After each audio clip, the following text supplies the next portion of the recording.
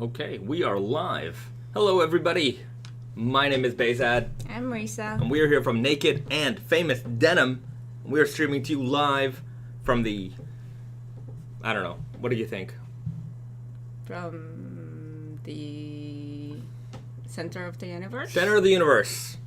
Headquarters of Naked Famous Denim. Here in Yokohama, Japan. You used to think New York was the center of the universe. It's been rebranded. Yokohama, Japan is now the center of the universe. And we are going to talk to you guys about all the good things that raw denim, praising all the good things that the raw denim has to offer you. We're going to answer your questions live. We're going to go on some off-topic rants for sure. And we're going to answer, we're going to see what's going on in the chat room right here. Let's start off with, I just want to talk about, no, I should wait a minute. I'll let the room populate for a second. Then I'm going to get into a promotion topic that's going on at Tate and Yoko. And then I'm going to ask everybody to like. I'm not going to do it right now. I'm going to do it later when there's more people in the room. And then, but for now, we're going to check in with the chat. Right. Great segue here. This is my master, I don't know. It's still early in the morning. Yeah. I'm figuring. There's no words. I'm figuring the world out still. All right. Well, as you guys know, we're checking in from Yokohama, Japan. You guys are checking in from all over the world. Let's see where you guys are tuning in from. Rice W5, good to see you, my friend. Hello from Birmingham, UK. I hope I can keep watching because my Wi-Fi is terrible. We know about that. Mm-hmm. We know about terrible Wi-Fi situations. I haven't had any bad ones lately. Don't say it. We'll be okay. All right. Austin is in the house and says, yo. Topher Cobra, howdy from California. Welcome. BD, good to see you, my friend, the producer. He's checking in from the Niagara region. Johnny Crumhorn, good to see you. Nick Pugh, hello from Seoul, South Korea. Good to see you. Annyeong Haseo. I hope to go to Korea. Hopefully, I wanted to go before the end of the year. I wanted to go before it gets cold. Yeah. Seoul gets really cold. Yeah, I don't mind the cold. It's not that long, but anyway. It's not that long. Daniel, good to see you. Hello from sunny Vancouver, BC. Good to see you, a Canadian boy in the house. Alex Wu, hello from Toronto. The T.O, nice to see you. Pending new name, hey Denim Lovers, and our lovely Tate and Yoko hosts. Thomas from Texas, and I'm here in my King of Lords Super Guy jeans. Nice. Great choice. Heavyweight denim option. Hopefully you're not sweating it out too badly in that Texas heat. Are things starting to cool down in North America nicely? I don't know. You guys let us know. It's still hot out here. That's for sure. Yeah, but it's normal. Right. It's still, September is pretty... It's still summer. Yeah. By October it should probably get a little bit better. Invis Ian's DC is in the house. Good to see you, Michael Udall. Hello from Denver, Colorado. We've got Buster Jenkins. Hello from Dunedin, Florida. I've been looking forward to the stream all week. Well, thank you so much for tuning in. Good to see you here. The Moore, greetings from DCMD, VA area, the DMV. Welcome. Daniel Reyes, Soul is in the his. Another Soulian in the house. Is that what you call someone from Seoul? A Soulian? Soulian? No. Yeah. If you're from Toronto, you're a Torontonian. Uh-huh. If you're from Tokyo, you're a Tokyoite. Oh. I think so. Soulite? A Soulite. What do you? I don't know how it works. Yeah, I don't know. It doesn't seem like there's a rule. Floridian. Right? I thought about this about the countries, like the names before, like kind of, Yeah. Like why is it Japanese instead? Yeah. Why are some Asian countries E's and some aren't? Vietnamese, Japanese, Chinese, Korean. What else do we got? Korean Malaysian, because it doesn't end with the Filipino. They're the only no. Yeah, no. Filipino. Well, it's hard to say Filipinese. Philippines. We're changing it. Maharlika is at one point they considered changing it because that was the original name of the the Philippines before the Philip. Before the Philip. King Philip. Yeah, that's a pretty amazing. That's a bold move. Yeah. I think it was the Portuguese or Spanish. I don't remember. It's my history. I don't even know.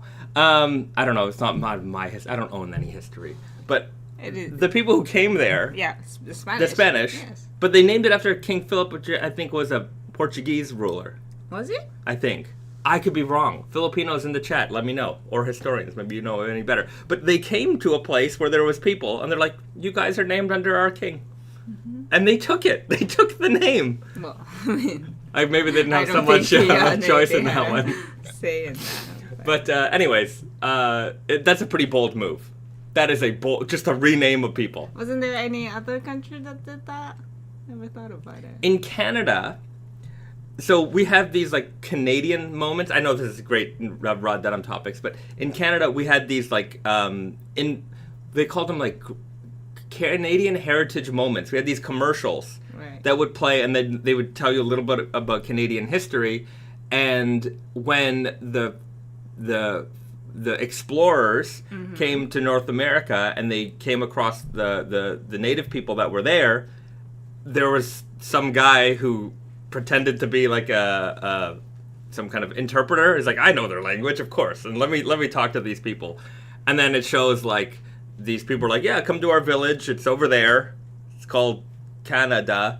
That's actually not how they got their name. But anyways, that's how Canada got its name. Mm-hmm. And he's like, yeah, no. See, they're saying that this country is called Canada, and anyways, I think it meant village. That was a misunderstanding. Yeah, big misunderstanding. But Canada is a good name, I have to say. It's short, concise, and everybody can pronounce it. Everyone can remember it. Mm-hmm. But oh yeah, how they got the name? It's because they thought they were in India. So when the explorers, because they were originally looking for India.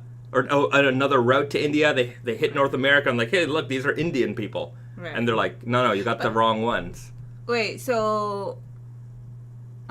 That's how they got their name. That's how they named them that.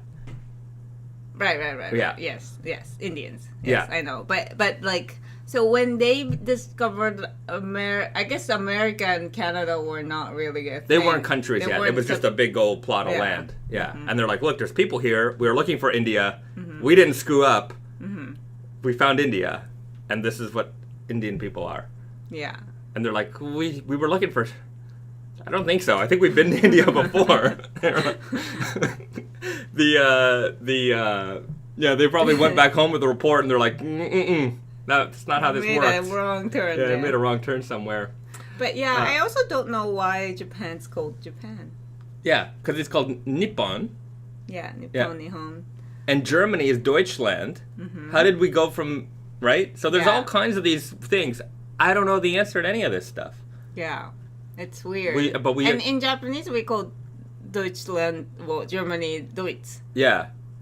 And because we didn't want to mess with that. In Farsi, which I can speak, they call Germany Allemand. Mm-hmm. That's French. Yeah. Right. Yeah. So I don't know how it became Germany. Yeah, because Germany became like all kinds of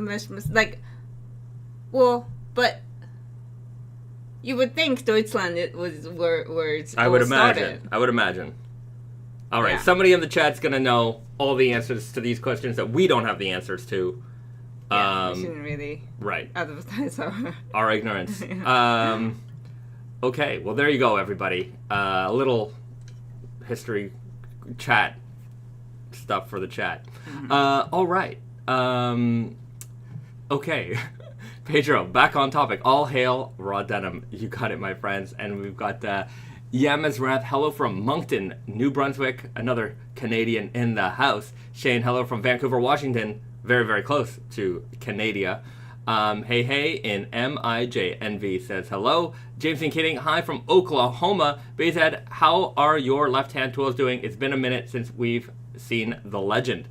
They haven't been worn very much lately. I've been working on my dirty fades, which I did another wash on them recently. But, anyways, I don't know if you're going to get the best view of them here, but these have been worn for a couple of months now. They hit their third or fourth wash recently. We've been washing them. I wanted to wash them maybe a little bit more regularly.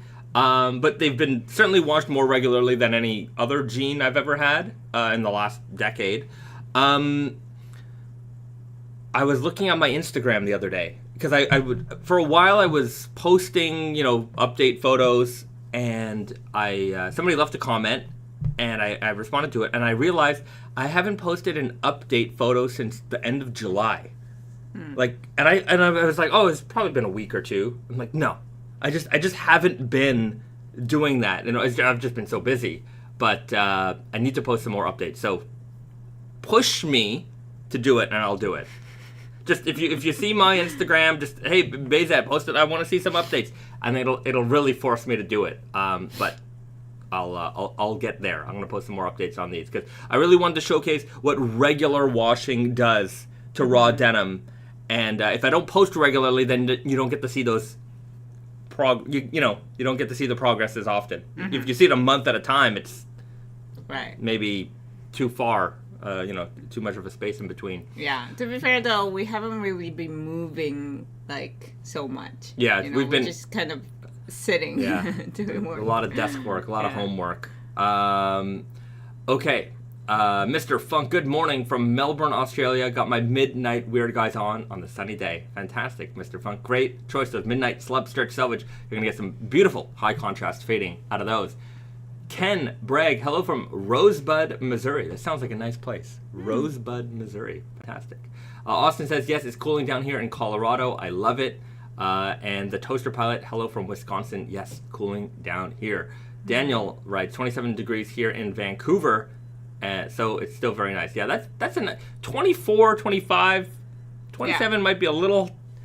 Give me a nice 24 degrees. I'm happy with that one. Well, 27 during the day is fine. Yeah. At night it goes on to 24, 23, and that's my ideal weather. Right. Jameson Keating with some Filipino knowledge. Filipino sounds like a Spanish word. That's the only one that I can make sense of. Wonder what they were called before the Spanish conquest. And then David Reyes, yes, Philippines under King Philip of Spain. Mm-hmm. Why did I think Portugal? How did I think Portugal got in there? I don't know. Some there's a screw loose somewhere. Mm-hmm. Melanie Murray, good to see you. Hello from Tucson. All right. The Moor. The Europeans did the same to the Moors. All right. When they took over Amexem and renamed it America. All right. Yeah. It's anyways, a lot of conquests happening back in the day for sure. But it is odd how countries name, like, this is a place already in existence. How are we changing names all the time? Yeah, but like country is different. Oh, I guess some people may not have even had a concept of country. Yeah. That's true. Countries are a relatively new concept. They weren't always countries. Well, there's like tribes or like territories that certain people control, but you can call it country because that's what it is. But how do we annex a piece of land? Denim Landia. We, as in like all of us that's scattered around the world, and we come together, form our own land, our own tribe, our own people, all under the flag. The flag is just a pair of pants flying in the air. Maybe we find relatively unpopulated, relatively far away from any country. I mean, I don't think there's unclaimed territory at this point. Maybe there are. I don't know. Yeah, but it didn't matter. There were territories claimed back then. Yeah, so they just took it. What I'm saying is that you just basically take an island, unpopulated, that might belong to some country, but hopefully far away from them, and take it over. Set up without them noticing for a while. We'll set up, do all the things, and then just prepare our defense force there. And then if the country who owns the island is gonna say something or come at us, we just have the defense ready. Right. But stinky jeans. Yeah, or very high piles of jeans. You can't penetrate. You can't penetrate this wall. It's the Iron Dome of denim. That's it. You can't get through it. We're too strong. Okay, guys. If we're all in for this, hit that like button. Hit the like button. Hopefully, in the weather where we can wear jeans all the time. Yeah, we need a cool climate. Doesn't get too hot, doesn't get too cold. Although at least we need 1 month of heat just so we can get those, humidity fades in. And then obviously cooler months for most of the year so that we can be comfortable wearing raw jeans every day. Not too cold that the denim jackets are, not enough. Yeah. Or that our flag, which would literally just be a pair of jeans hung by its side, would like freeze. It always has to be floppy. It has to flop. Right. Okay. That's it. That's the temperature we're looking for. If we can find a land that will always have a denim waving in the sky, floppily, that's where we go. James and Keating, wonder what pair of Conquest fades would look like. Yeah. Beatty, a defensive wall of fades. That's it. They can't. It's impenetrable. True. Never mind about Greenland. Tune writes, we're taking Greenland for ourselves. We're gonna name it Blue Land. That's what we're gonna name it. Antarctica melted is your best bet for Denim Land. It's too cold though. It's a little cold there. Yeah, I guess we'd have to melt it. But then we're gonna get into a thing type situation where we're gonna find alien spacecraft underneath the. That's okay. Yeah, I don't know. If you haven't watched The Thing, by the way, you guys should go watch it. It's a good movie. If we can't fight off aliens, I don't think we can fight off regular, military attacks from everyone. Former owner. But I think we're gonna get a lot of sympathy from the rest of the world. Like, why would these peaceful, denim-loving people just want to wear raw jeans in peace? Leave them alone. Yeah. Yeah, and our source of income would be, GDP would be like tourism, where people just want to enjoy jeans. Yeah, it'll feel like Disneyland, right? Yeah. Like, it's like, here's the wall of fades, here's how denim is born, and, it starts from the planting of the cotton and everything, and there's a nursery. It's a small world after all, would just be, all the steps of, like, denim production, and then, fading. It'd be great. Sounds like a wonderful place, everybody. And there's no hierarchies. No, it's just all...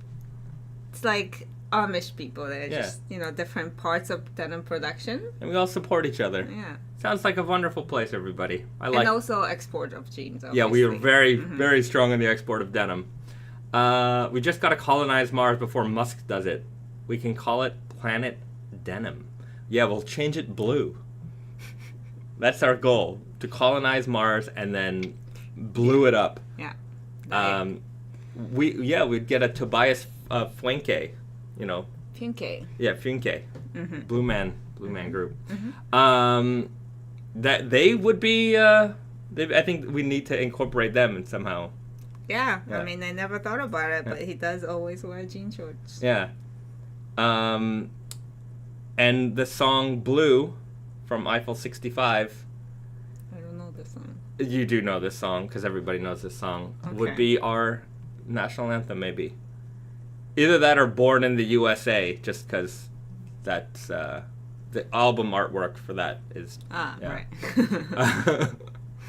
Doesn't have much to do with blue jeans, but the album art does. There was a song called Dirty Denim from a band called The Donnas, which is a good denim song.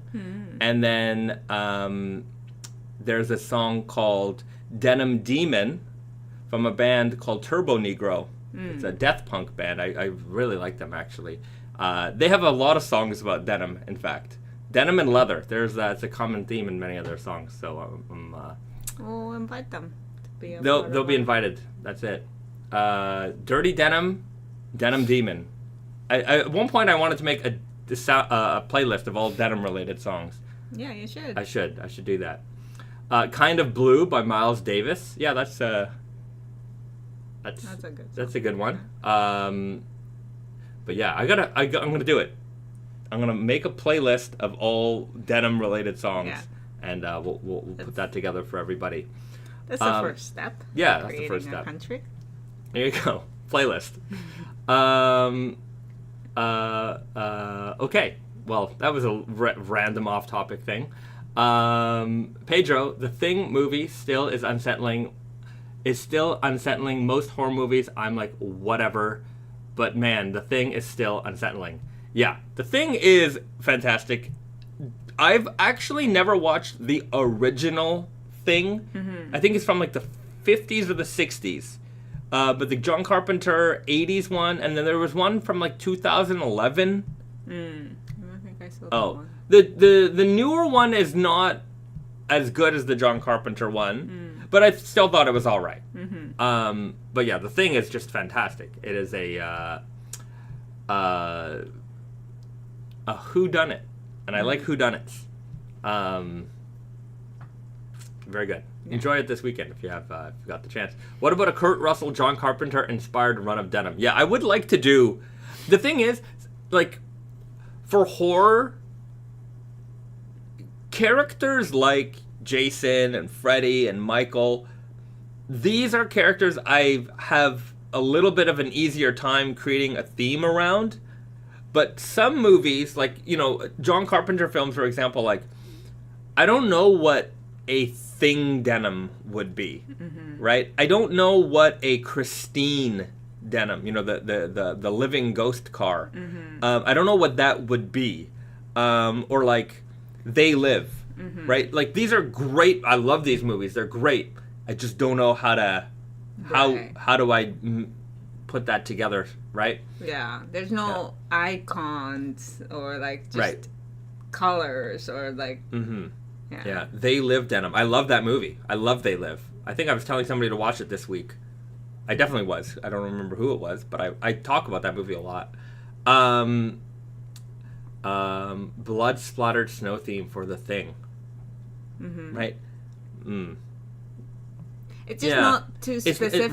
Right. It's not exactly. That's it. Alien versus Predator. I want to do it. I want to do Alien. I would love to do Predator. If they if whoever has the licenses for those has both, then certainly we can do both. I would love to do that. I want to get Leatherface for Texas Chainsaw Massacre. I still haven't seen that movie. Right, we got it. We got it. We can watch it. Of course we do.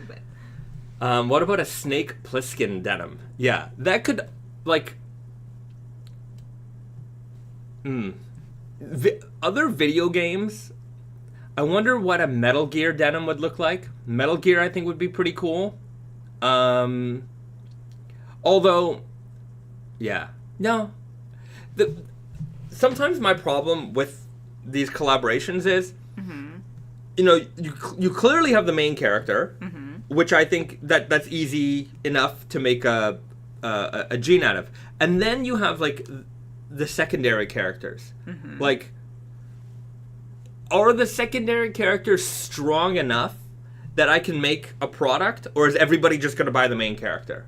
Right? Because I have to make a collection. And, like, if product 2 and 3 and 4 aren't, like, are clearly not going to be as strong as product, like, the main product, it's sometimes, like, fleeting to spend all that time to develop those fabrics and come up with those concepts if they're just not going to perform like character A. And then if character A is that strong enough on its own to just be a single product. Like with the horror stuff, it is, right? Yeah. Yeah. Yeah, I mean, certain property, I guess you have to do it that way. Like, just one, like, you know, just one. Yeah. You know, focus on that. Why not? Right. Whereas, like, the other ones, you know, it's perfect for multiple. Street Fighter worked well because there is no main character. Like, Ken and Ryu might be the very most popular, but I think, like, of the, like, original World Warriors, like the original 8 or even like the original 12 with the bosses, those characters as a whole are very, very iconic, right? So you have fans for all of those guys, whereas I feel like after there was less of a, like, mass appeal, right? Like, you had to kind of really be into Street Fighter and know it, but I think that the original Street Fighter had a much more casual audience as well. Everybody played those games, at least in my age group. Like, whereas, like, the Raven writes Guilty Gear Denim, I just feel like a game like Guilty Gear or even King of Fighters, the appeal of that is much more niche compared to Street Fighter. Much more niche. And, like, even me, as somebody who played a lot of fighting games, I played, I might have stopped playing Guilty Gear back in, like, Guilty Gear XX, like, Dreamcast days. Like, I've never heard of this game. Like, it's such a, like, what's another one? Like, I don't know, Battle Fantasia. There's just so many, like, there's a company called Arxis, and they came out with a bunch of, like, fighting games. And, like, even, like, in animation-wise, they were great, but I just never got into them. I just really never got into them.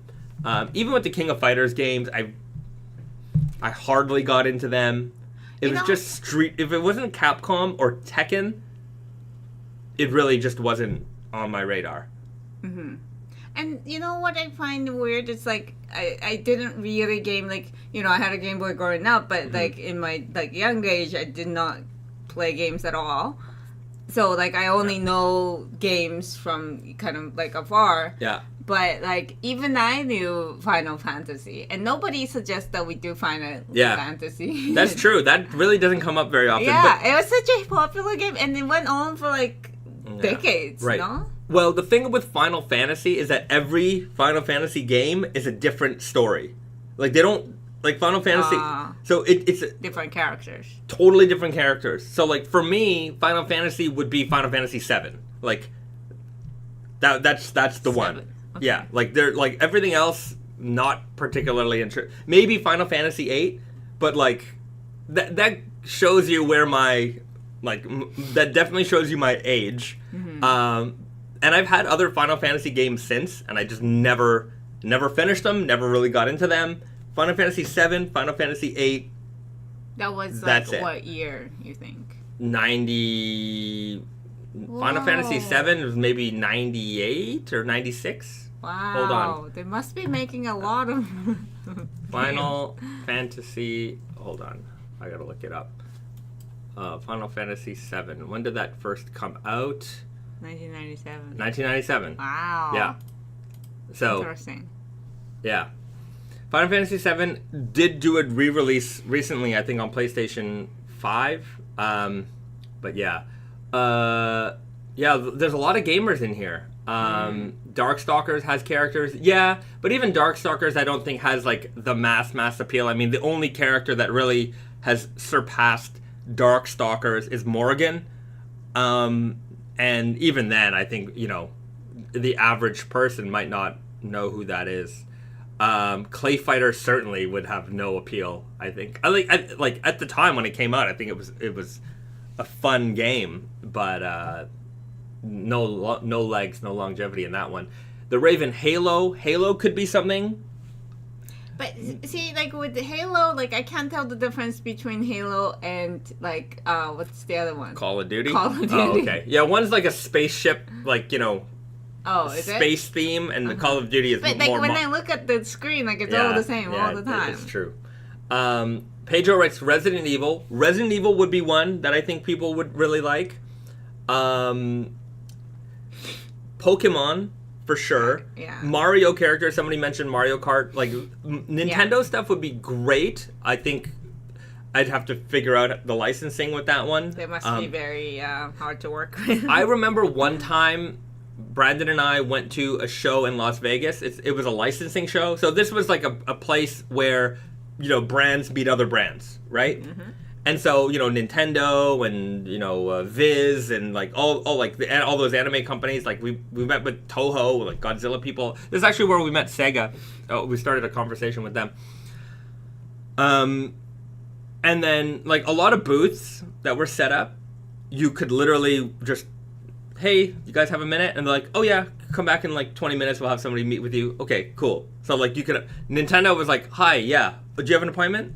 No. Okay, great. Well, you're going to have to submit this, that, and the other thing. And then we'll see you next season. And if we approve you. And we're like, okay, that's a lot. Yeah. Ahmed Ali writes, Sailor Moon. Yeah. We I don't know. We thought about it. We thought about it. Yeah. We thought about it. Not really sure. Yeah, it's just like all the things surrounding it is just too girly. Maybe. I don't know. And remember, like, these are like 14-year-old girls, like the characters. That's so true. Yeah. So it's like, I don't know. It's it's a little weird. It's a little weird. Yeah. Like. Yeah. I mean, and also like, it's just the colors are easy, but it's kind of lazy. Yeah. Like that's just. Yeah. Like Power Rangers in a way. Even then, it's the same thing. But like, even that, I'm not gonna. I don't think I would attempt a Rangers denim. I would rather do Ninja Turtles. Right. But yeah, there's you guys know the things that I like.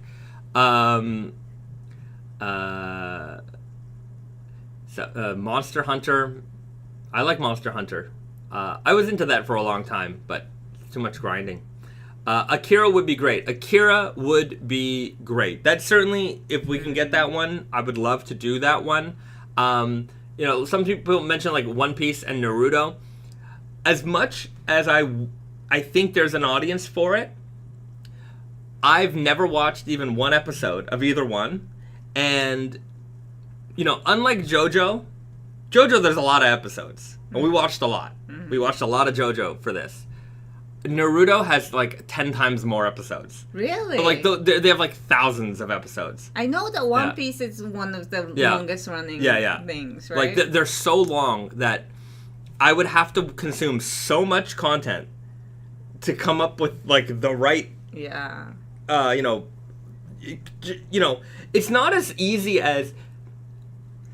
Because for us, what we really try to incorporate the character into the fabric. Right.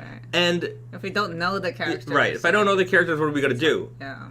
Whereas, like, sometimes you see these other products that come out, and it's like, we make anime t-shirts. And, like, I'm sure there's people in these companies who love anime and this and that, but, like, you're given, like, assets from the company, and then they're like, all right, we'll print it on a t-shirt. Mm-hmm. Right? And it's, okay, that's easy, right? Mm-hmm. But, like, we're like, okay, how does this fabric, like, really speak to the character? Right. And it's difficult when there's a lot of episodes. And Junior writes, Naruto only has 700 episodes. Yeah, only. One Piece must have more, I feel. Right. Yeah. They're big. They're long. Yeah. So unless we have a mega fan on our staff that could, help us direct what would really appeal to the audience, those ones, as much as I would love to do them, they might just be something I'll be open-minded about. Mm-hmm. But I cannot commit to it until I've got somebody who really knows it, because I cannot commit to watching all of it. Yeah. Yeah. Or even half of it. Yeah. It's just I just don't have that kind of time anymore. Mm-hmm. Yeah, Codename writes, I really like the Jason printed pockets and patches. Maybe an Alien collab, Alien vs. Predator. Yeah, we were speaking about that earlier. Would love to do it. Berserk. Yeah, Berserk's pretty cool. Obviously, a lot of anime fans in the audience. Yeah. Okay. What about God of War, Bahzad? Leather loincloth. God of War, yeah. Is it a game? Yeah, it's a game series. Yeah. I don't know. There's a lot of good ones. Pedro writes, Ed Boon and Bahzad need a meeting like how I need a toxic elephant. Ed Boon from Mortal Kombat, the creator of Mortal Kombat. Yeah, Mortal Kombat is still something I would like to approach one day. It just has to be the right. We just have to find the right die.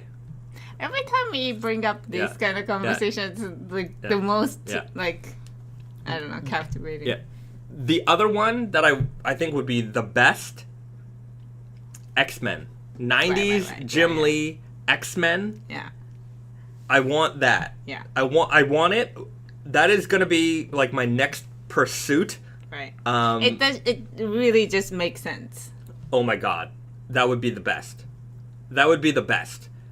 Spider-Man, Yeah, but Spider-Man is just one. Like, I wouldn't want to make like every spider thing.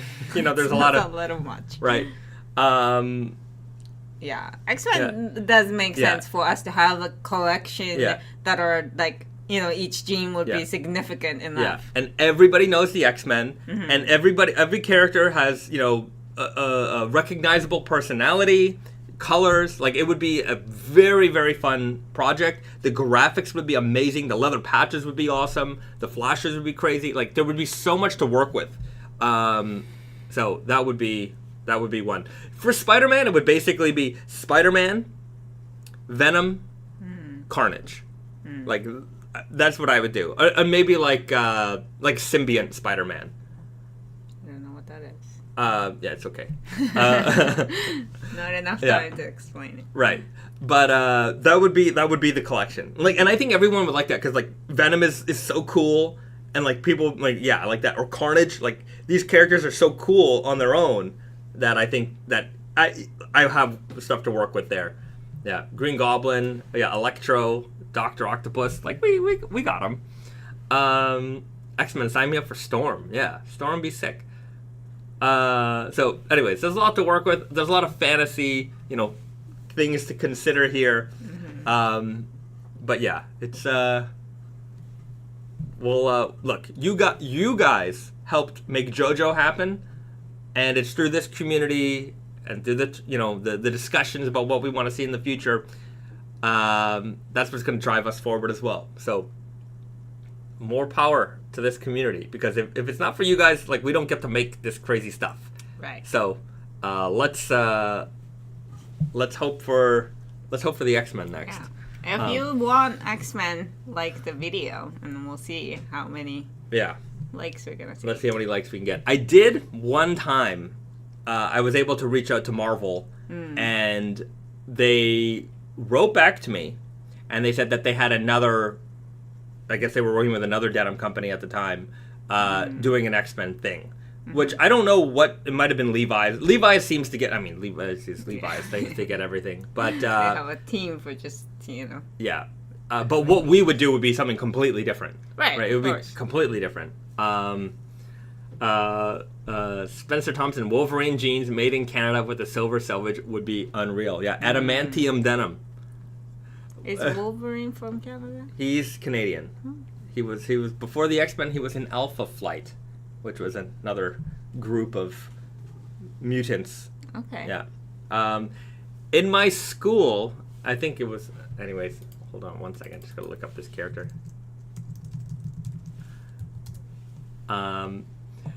So there's a as you know, Canadians must do everything that Americans do.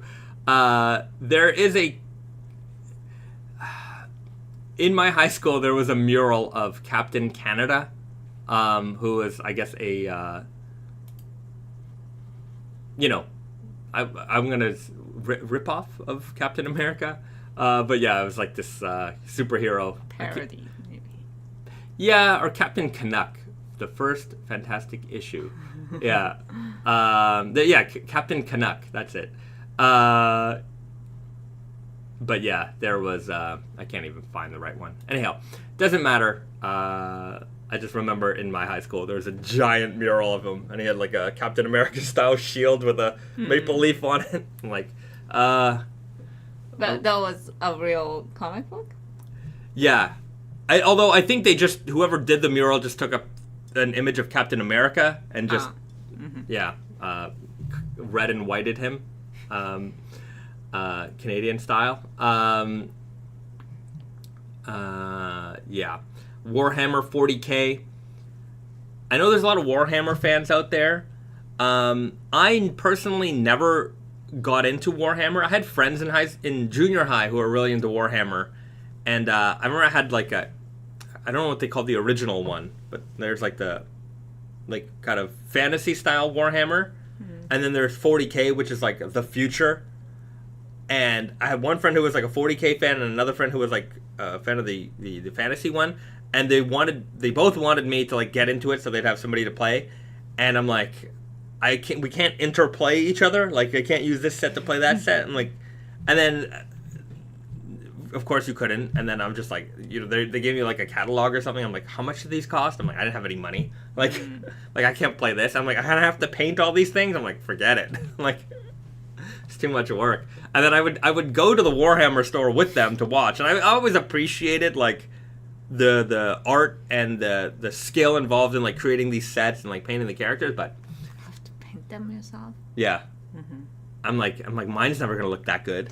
Like, just so, yeah.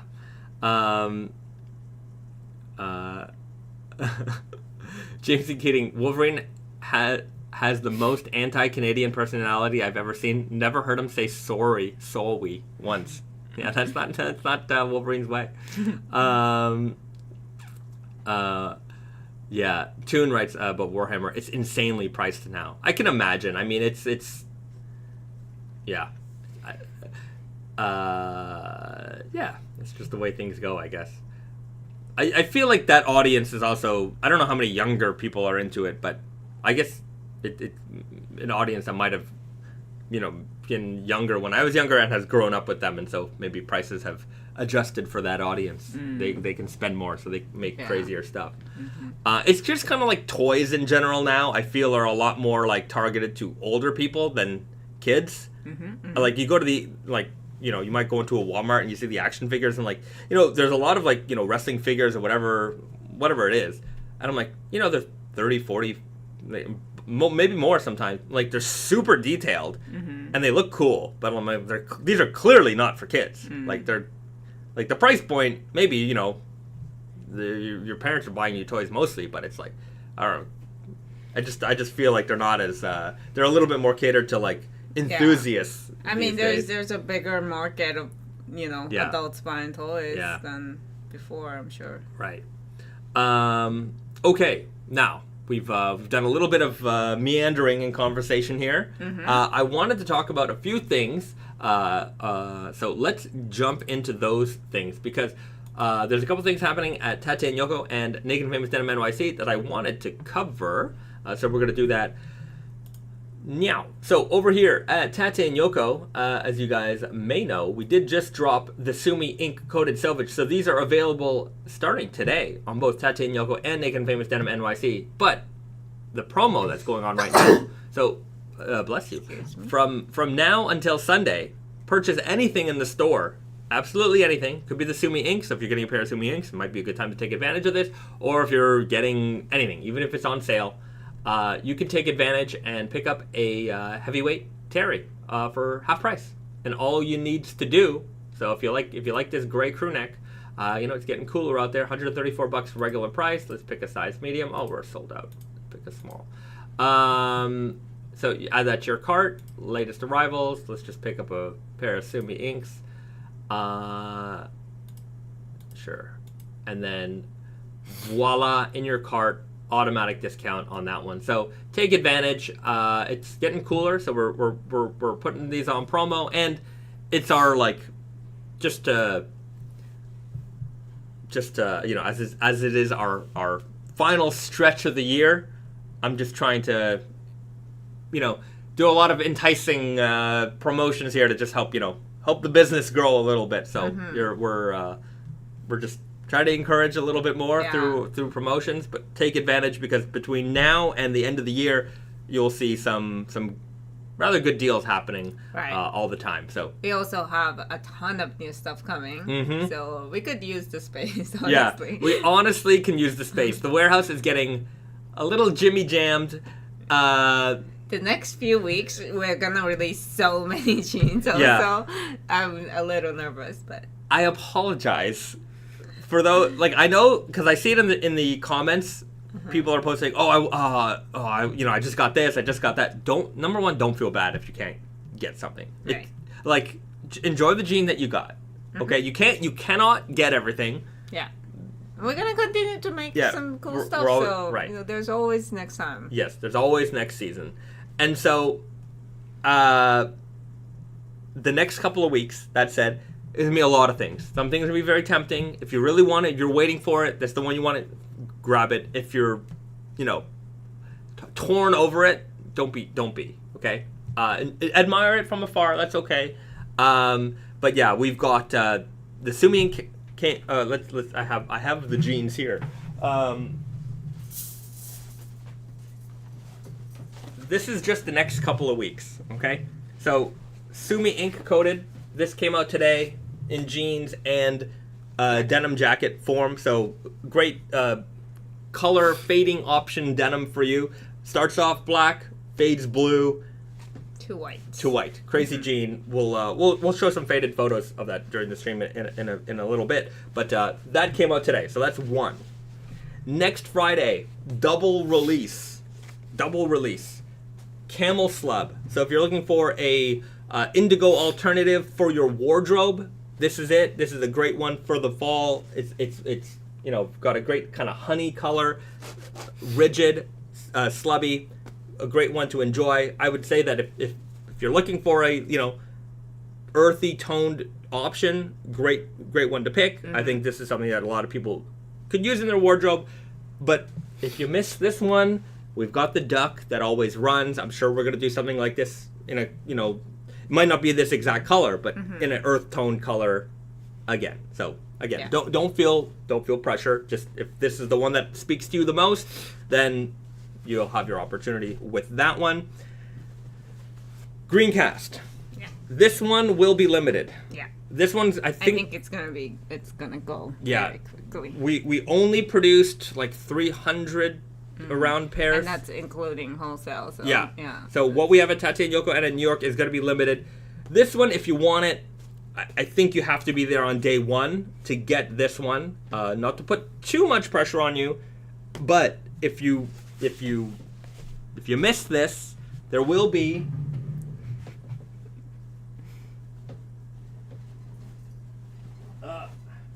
the MIJ Greencast, which is going to come out probably early next year.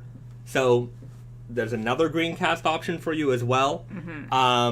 It's definitely a different denim. It's not like this is a slubby denim, but this is a much more extremely slubby denim. A much darker dye over here. So it's a similar color, group, but this one starts off way lighter indigo than that one. Right. They're both great. Right. Both great. This one will be early next year, so you'll have to wait a couple more months to get this one. So next week, to recap, next week will be double slub release. Yeah, double slub. Camel slub, Greencast slub. Yeah. And then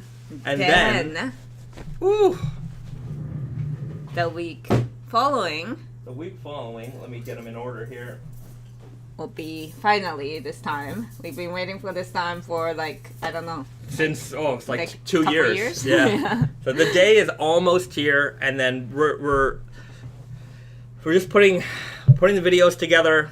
Garrett's finishing up with the photos, so all the good stuff is going to be online soon for you to see. I mean, you guys have seen many previews here and there, but it's all going to come together very soon. And that's the JoJo collection. And we've got week 1, which will be on the 29th of September. So the last Friday of September. We've got Jonathan. We got Joseph. Jotaro. So the Elephant 7 comes back. The all black 20 or 21 ounce. 21 maybe. 21 ounce slubby denim with the gold Selvedge ID. Yeah, awesome Selvedge ID. Oof. This is rich denim. Yeah. This is really handsome jean. Yeah. So if you've been waiting, this one I feel like it might be one of the most popular ones of JoJo's. Yeah. These two, you've got your classics. Yeah. This is your everyday wear. Jonathan, 100% cotton. I forget the weight. 12.5 ounce. Something like that. Weight. Streaky, a little bit of slub denim, and then you've got Joseph Joestar with the color tone's a little bit different, just slightly off. Similar construction with a little bit of stretch in there. Hopefully you can see that patch. It looks like we might be a little bit of over. Let me just adjust the light in here. Oh, there we go. Perfect. Magic. So you can see the leather patch in here. So the leather patches are looking fantastic, and of course these are going to age and patina quite nicely. I feel like the Jotaro one's patina is getting a little bit darker already, but yeah, I mean it's leather natural, so they're going to change color a little bit over time. So that's week 1, and then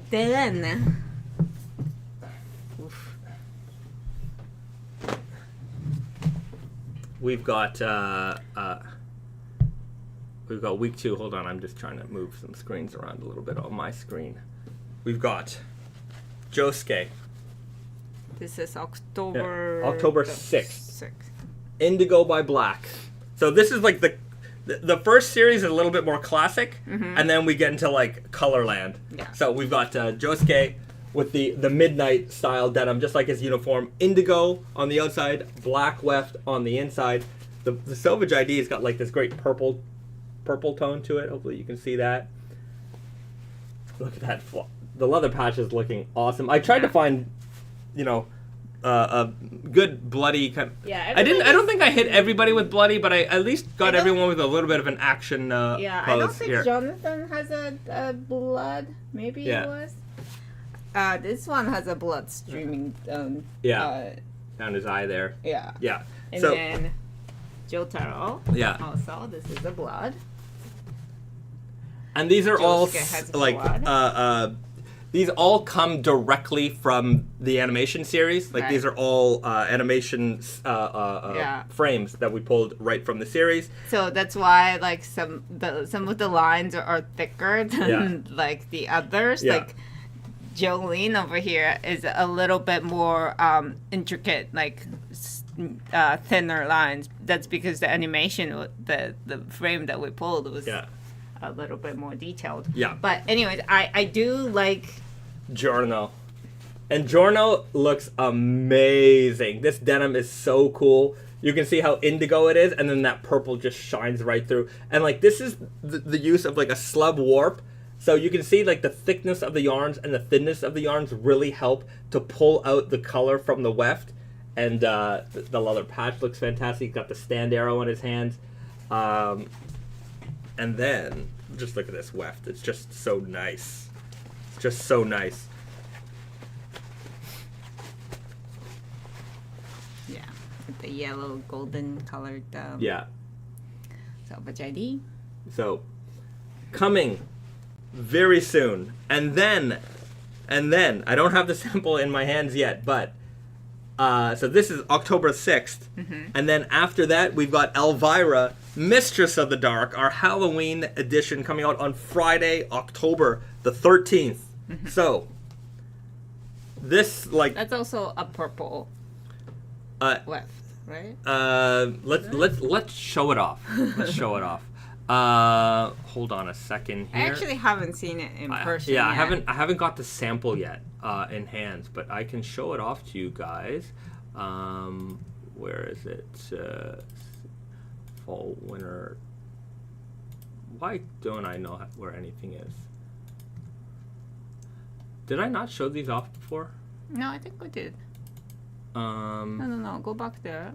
Where is it? Here.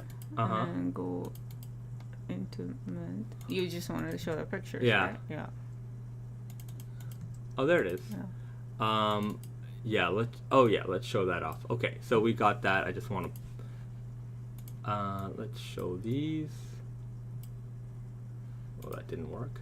Okay, we'll just go in order.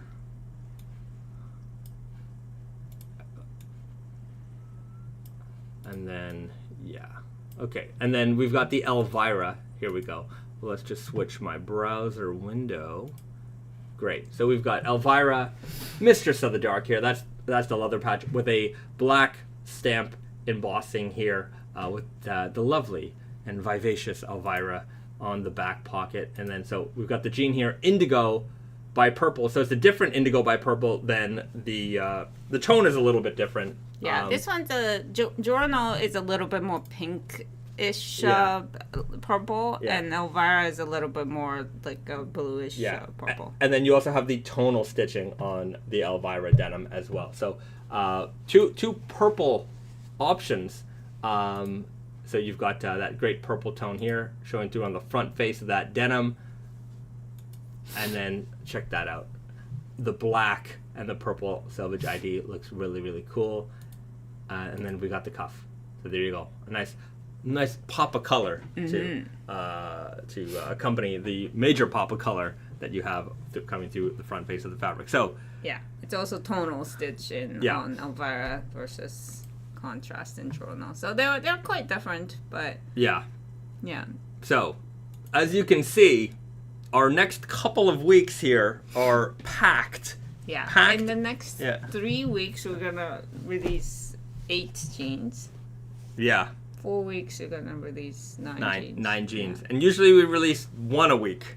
Yes. So you can. And we've had like a lot of weeks that we didn't release anything. So like now it feels like just so much. It's we're busy. I can tell you that much. We're busy. But yeah, it's there's a lot of tempting items in this next little while. Fall is the great season for jeans, though. So. Right.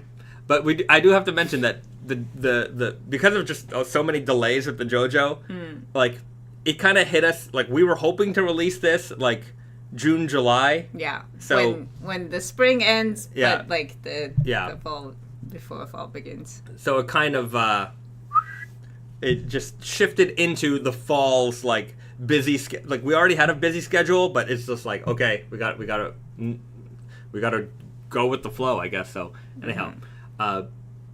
And then, as we get into November, we've got a new version of the vulgar Selvedge coming out with our friends Raised by Wolves. So there's the Raised by Wolves 15-year anniversary collaboration jean that we're doing.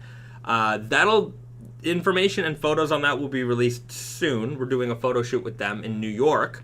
Then we've got a 15-year anniversary Naked Famous Denim. We still have the kimono print to come out. We've got the King of Slub 2. Big one. We got the all black comfort. Yeah, all black comfort stretch. So that's the black version of the blue comfort stretch. There is Army HBT. Yeah. Right. There's still a lot. And then there's Snowy Selvedge, and then there's another jean called the Matsuri Selvedge. So Copperhead Selvedge. You might have seen those pocket flashers teased. Just so many. A lot. Yes. I'm thinking at some point some of these things might not get videos because there's only one of us and we need at least 2 of us. There's only one pair of us. Yes. Yeah. If we had 2 pairs of us, that'd be much better.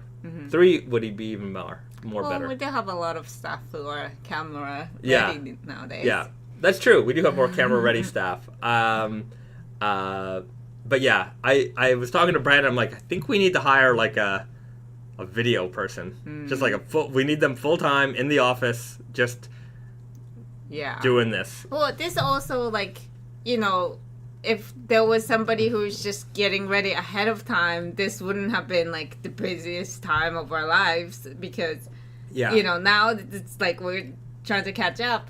But there were times that we weren't making videos every week. So. That's true, but we didn't have the samples for everything. Right. So sometimes things come in and like we just have to... Yeah. But what I'm saying is that if somebody was like on top of it, keeping us on track, then editing and It's a tough one. It's a tough one. If you're a Canadian raw denim if you got to be Canadian. You don't have to be Canadian, but you have to be able to work in Canada. Yeah. Like you have to be. If you're in Canada already, then that's even better. But yeah, if you're into video making, content creation, I want to hear from you. I would like you to work in Montreal. In our office, where you can make videos for us all day. That would be nice. Okay. Devin Hurt writes, would you be making the new Frankenstein in Strong Guy? No. But you know what? I would like, if you're a Strong Guy fan, in the comments, not in the chat, in the comments of this video, let me know what you'd like to see in Strong Guy. And then I will consider some new Strong Guy additions based on those comments. So we're taking an official poll. Let us know what you want in Strong Guy, and we'll do it. Miko 17, Elephant 12 versus King of Slub versus Jotaro. There's a lot of heavyweights this season. Yeah. A lot of heavyweights to choose from. Yeah. Sorry, guys. Sorry. I mean, they're all great. They're all different, though. Very different. Yeah. Is there an ETA for the Snowy Kasuri? No ETA yet. Yeah. No ETA yet. Sometime later this year. Probably November. Yeah. Yeah, there might be... Anyways, like, because there's October, so there's all these drops. There'll be, like, a October Canadian Thanksgiving, like, mini sale promotion, something going on. I don't know what we're going to do yet, but we're going to figure it out. And then we'll do Black Friday. That's kind of obvious what's going to happen there. And then there's Christmas. Uh-huh. And then maybe we'll get to sleep for a few minutes after that one. Maybe. Maybe. For lucky. We'll see. We'll see. If you would like us to get some more sleep, hit the like button right now, everybody. I can see how many people here are in the chat, and that means maybe only about half of you have hit that like button already. But that's okay, because you can still hit that like. You can still make the right decision. You can still make the right choice and hit that like button now. And if you haven't already subscribed, you know what? Let's do it. Let's do it now while everybody is here. I want to see that. Yeah, the little thing pop up. You get your own little pop-up, which will be forever ingrained in history. That's true. Right? So you will always be a part of Naked Famous Denim history. If you subscribe live on the live stream, you'll have a little pop-up at the little bottom of the window there. We know you can do it. Do the right thing. If you haven't done so already, do it now. If you've already done it, thank you so much. Then and if you want to, even if you've subscribed and you want to know what you can do more, tell a friend. Tell a friend to join the live stream. Call somebody. Call your grandma. Tell her that we're live. Grandma. Tell her to hit subscribe. You never know. Grandma might be interested in all this anime, video game, and denim talk that we're doing right now. All right, Jameson Keating writes, are you still getting one singular dislike from that one guy? Just by the way, yes, absolutely. There is a single hater out there. I love it. Yeah. That's commitment. It is. You know what? I don't care whether you're a lover or a hater. You're still a part of this audience. You're still a community member. You're still watching our videos. Does he? We can't. They? We don't know. Do they? Sorry. Yeah. Do they dislike the live stream videos and all of them? All the videos. Every single one of our videos gets one dislike. Gets pretty much one dislike. Sometimes 2 or 3. If I see 3, I'm like, okay. There was something wrong. Right. There was somebody didn't like something. Right. That's okay. But the fact that there was just one on practically every video indicates to me that it's just one person who's just very... Perhaps. We love you, by the way. We really do. Whether you love us or you hate us, you still watch us. And that means you're committed. And so, thank you. Still thank you. But don't just hit that dislike button for the heck of it, guys. Don't do that. Hit the like button for the heck of it, because that helps us gain traction and lets the YouTube overlords know that we're worth watching. And it's through this interaction that we have with you guys that lets them know that. Okay. Tova Cobra writes, I don't know how realistic it is. How realistic it would be. But have you guys thought about doing a run of milk glass mugs with some of the pocket flashes on them? The artwork is so cool, I think it would be a fun idea. That is a great idea. Yeah, that's a possibility. That is a great idea. We'll give that some thought for the next batch of Muggy Mugs. It's just that we have so many good pocket flasher art. I don't know where to start, but or that is a fantastic or if idea. we did some kind of artwork like this, but it was like elephant denim. Like if we made like a new graphic that just represented elephant denim in a mug, or like Japan heritage in a mug, something like that. I mean, to be fair, like, you know, we have the MIJ girl that is like that we use that art for Pocket Flasher for MIJ. Yeah, MIJ mug would be right. Yeah. Yeah. Cathedral Ring writes, I want an MIJ mug. Okay. That is a good idea. Tate writes, will you have small sizes in the Greencast, like 28? We'll probably have some kind of 28. Maybe. Yeah. Maybe not many. No, maybe like one. So if you're a 28, you got to be there. For the Greencast, if you want it, you got to be there on day one. I really, you got to have that. You got to be there for that one. Joel Farrell writes, I would love to buy more Jadeite mugs with different artwork on them. Okay. Yeah. You got it. Yeah, we gotta work on that. Work on it. The mugs are a great idea. Yeah. Yeah. We're gonna have to continue doing it. Yeah. Yeah. Oh, there we go. Yes. Rollful ROFOL Copter DX, the DX version of the nice. ROFL Copter. Subscribe to the channel. Welcome to the family, my friend. Your presence is going to be greatly appreciated. And KX does it? Something like that. Yes. Welcome to the channel. You're a subscriber now, and you're now a part of the Naked Famous Denim history forever. Welcome. Good to have you here. Okay. I need to have a sound effect for when somebody subscribes. You know that thing? If we're we're not that kind of live stream. Okay. Kevin Somar, more knives as well, please. Yeah, we'd like to do some more knives. I want to make... We are working on knives. That's taking way too long. I should check on that. Yeah. But there is a fantastic new knife coming. Yeah. You will appreciate it. Anyways, let us get the sample first, and then we'll get to that. Omar G writes, what fit is closest to the 511 Levi's? Now we get a lot of questions like this. What fit is closest to this? What fit is closest to that? I would say at least for 511, I can say that Super Guy is probably our closest fit. If you're looking for a kind of more pencil leg jean, that would be the closest option for you. That said, my advice to anybody asking this question, it's the same advice as I provide to everybody who asks the sizing question, what size do I get, is you should measure your jeans, and the way you measure them, you should follow our measurement guide, because we provide a handy little guide that tells you what to do in order to make sure you get the right size. So check out our... that's Hemming. I clicked the wrong button. So let's head over to this. So we got a little bit of we got a measuring guide. Go to tateandyoko.com and whoops, I'm scrolling down the wrong thing. Here we go. Okay. Now we're all set. Scroll down to the very, very bottom of the page. You'll see measurement guide. You click on that, it takes you here. And here it shows you how to measure your jeans. So follow our instructions precisely.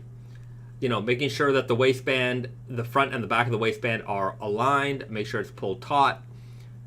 You know, which points we measure from. It showcases it all here in the measurement guide. Measure your 511s. Measure whatever jeans that you have. And then write those measurements down and then compare it to the measurements found on our product pages. And now the measurements, you'll find them right here at the bottom. Sometimes it takes a second to load. There you go. We have it both in inches and centimeters, so you can see whatever you're more comfortable with.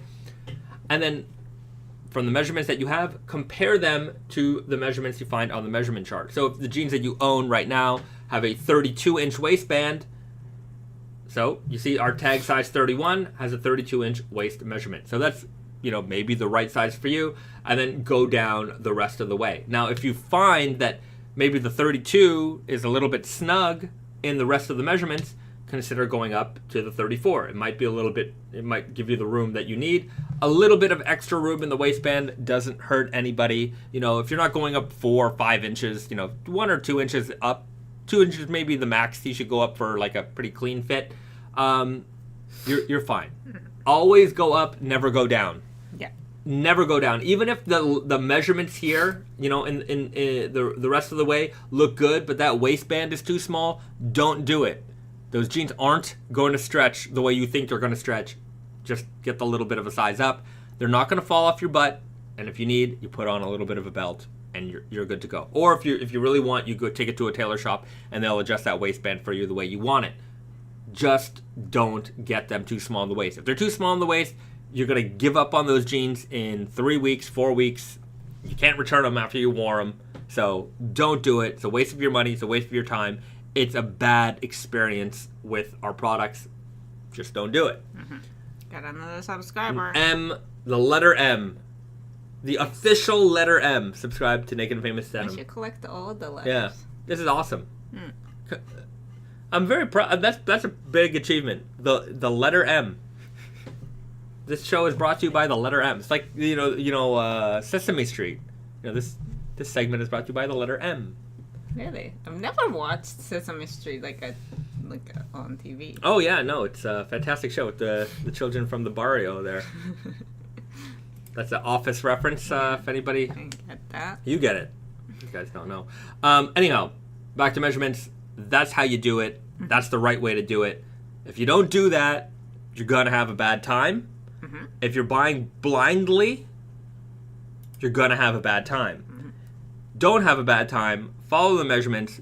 Do what we say. You're gonna enjoy your jeans. You're gonna enjoy them for a long time. They're gonna be comfortable. They're gonna fit, and you're gonna have a great time with those jeans. Yeah. Another thing to note is that, like, you know, sometimes, like, we might have a general idea of what, like, the other brand's jeans, you know, fit is, you know, like, on surface. Like, if they're saying slim, you know, tapered or whatever, like, we kind of are able to get that. But we're not, like, experts on other brands' fits. We don't know anything about them. We really can't be held responsible for, like, you know, giving you sizing advice based on that. Like, you have to understand, a company like Levi's is huge, and their product variety offering in a single fit is gonna be enormous.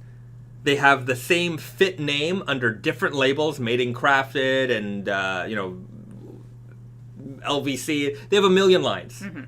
They have stuff at Costco. They got stuff at Walmart. They got everything everywhere. And sometimes they have the same fit. They certainly don't run the same fabrics in every line. Every fabric's going to fit differently. Some of them have stretch. Some of them are 100% cotton. Some of them are rinse washed. There's just so much product variety, even in that same fit. And what you'll come to realize is that, like, you might be, you know, one size and one fabric from them, but in another fabric, you might be a different fit. You know, they're made in different countries. There's different tolerances. So even there, it's just that brands like us and people in the raw denim sphere, we post our measurements. We don't post generic size measurements. We post them based on the product itself. So that way you get the most accurate, you know, understanding of how that jean's going to fit. And so you see that there are some variances here and there. It's not that other brands don't have variances, that they just post generic size charts, right? And that might work for them. It probably means a heck of a lot of returns. But because we're so specific in terms of what we post with the size charts, our return rates on our website are rather low. I know other websites. I mean, I talked to some people with websites and they're like, yeah, we got a 50% return rate. They're like, that's normal. Like, that's not bad. Like, it's just because they expect people to buy 4 pairs of jeans, and then, you know, somebody returns 3. Sometimes they return all 4. It's not. I don't want to be a part of that, and that might work for some people, but it is on the processing involved in that is so huge that I would rather give you the right information, tell you what you need to do in order to have a good time, and, you know, if something doesn't work out for you, you know, we do have I wouldn't say our return policy is, like, hardcore strict. No. I think for an independent business, it's a pretty normal return policy. Yeah, we try to be, and we try to be lenient. Yeah, lenient. Yeah. But, like, you know, it's also return process. Not only is it, like, shipping back and forth, it's also, like people taking the time to like make sure it's resellable. Sometimes it's not, and like sometimes it's covered in cat hair or whatever. Yeah. Like we have to take time to process each and every single returns. That takes a lot of our resources. Yeah. Even though our return rate is really low, in the industry, like it does take a good chunk of our staff's time. So it's not ideal, and it's not ideal for you either. You have to pay for return shipping. Yeah. You have to wait. All that kind of thing. Yeah. So and we're not a kind of company like some companies. If they get a return and it is covered in cat hair, you know what they do with it? They toss it. Yeah. They toss. It'll go into some bin. It might go literally in the garbage, or it'll go into another bin where they just resell, bulk. Like, here's a bulk returns pallet. Yeah. And like that's not. We don't run that kind of business. I'm not interested in running that kind of business. And sometimes when we make stuff, we might have 5 32s in stock. Mm-hmm. And if half of those 32s are bought up by people who are buying them and returning them and buying them and returning them, it means that the people who actually want them, who know that is their size, are having less of a chance to get that item. Yeah. So our return policy is not the most lenient in the world, but we are lenient people. And if you need help, if you need an exchange, whatever, we're happy to help you with that. But we can't support you ordering everything and then returning everything. Yeah. And it's funny because like, the industry is turning into like, make return a lot easier and you're going to have a better, sales. Like you sell more if you allow people to return easier. Obviously, because you like ordered so many more things and then just return the rest, so the sales goes up, but then you're going to... Yeah. But also... At the same time, what I don't like about it is that people were like saying like, oh, zero carbon like shipping or whatever, and I'm like, that's all well and good. And it's like, no, but you're shipping stuff back and forth all the time. Yeah. That's so much, like so much more. Yeah. Carbon footprint. Yeah, it's so true. It's so true. The biggest companies that talk about like, we've reduced it. I'm like, that's good that you've maybe reduced it a little bit, but you're still shipping so much unnecessarily. Yeah, by enticing people to, just return it for you don't like it. Yeah. It's like, no, I think we should, responsible thing is to make sure that you will like it. Make sure it will fit you. Yeah. It's we can't make sure of that. We There's can't make you like it, but like there's it's on us to like try and reduce return shipping. Yeah. That's... Right. I think that's better for everybody. Yeah, Pedro writes, saves you and us the hassle. Absolutely. Yeah. That time could be spent enjoying those jeans. Mm-hmm. You got it. And then he writes, covered in cat hair, chicken nuggets in the pocket. People are wild. Yeah, if you guys don't know about the chicken nugget in a pocket story, look up, Tate and Yoko's got some reels. Yeah, on Instagram, I think. Yeah. You'd be surprised, like, it doesn't happen often. And that's the beauty of it, is that crazy stories don't happen often, but sometimes crazy stories happen. It's very funny. And it's a good story. You'd be surprised. Jameson Keating writes, real ones know about the abandoned underwear. Yeah. It's true. You've been around this life. Deep knowledge. Oof. Yeah. I mean, the stuff you encounter in retail, it's incredible. You'd be like, sometimes you wonder, like, who are these warning signs for? You see a stupid warning sign somewhere. In Japan, the very common warning sign is on the toilet. Yeah. It has a sign that says, don't do this, kind of like infographic. Yeah. But one of them is always, like, a guy squatting over the toilet seat the other way. Right.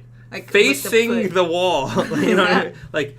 Yeah. It's like it's somebody using the toilet just as wrongly as possible. Yeah. There's a warning sign for it. And you're like, who is doing... There has to be enough people doing this. Because they made sign for it. If it happened once, we're not going to have sign for, like, don't put your chicken nuggets in the pocket. Yeah. Like, we don't do that unless it keeps happening. Right.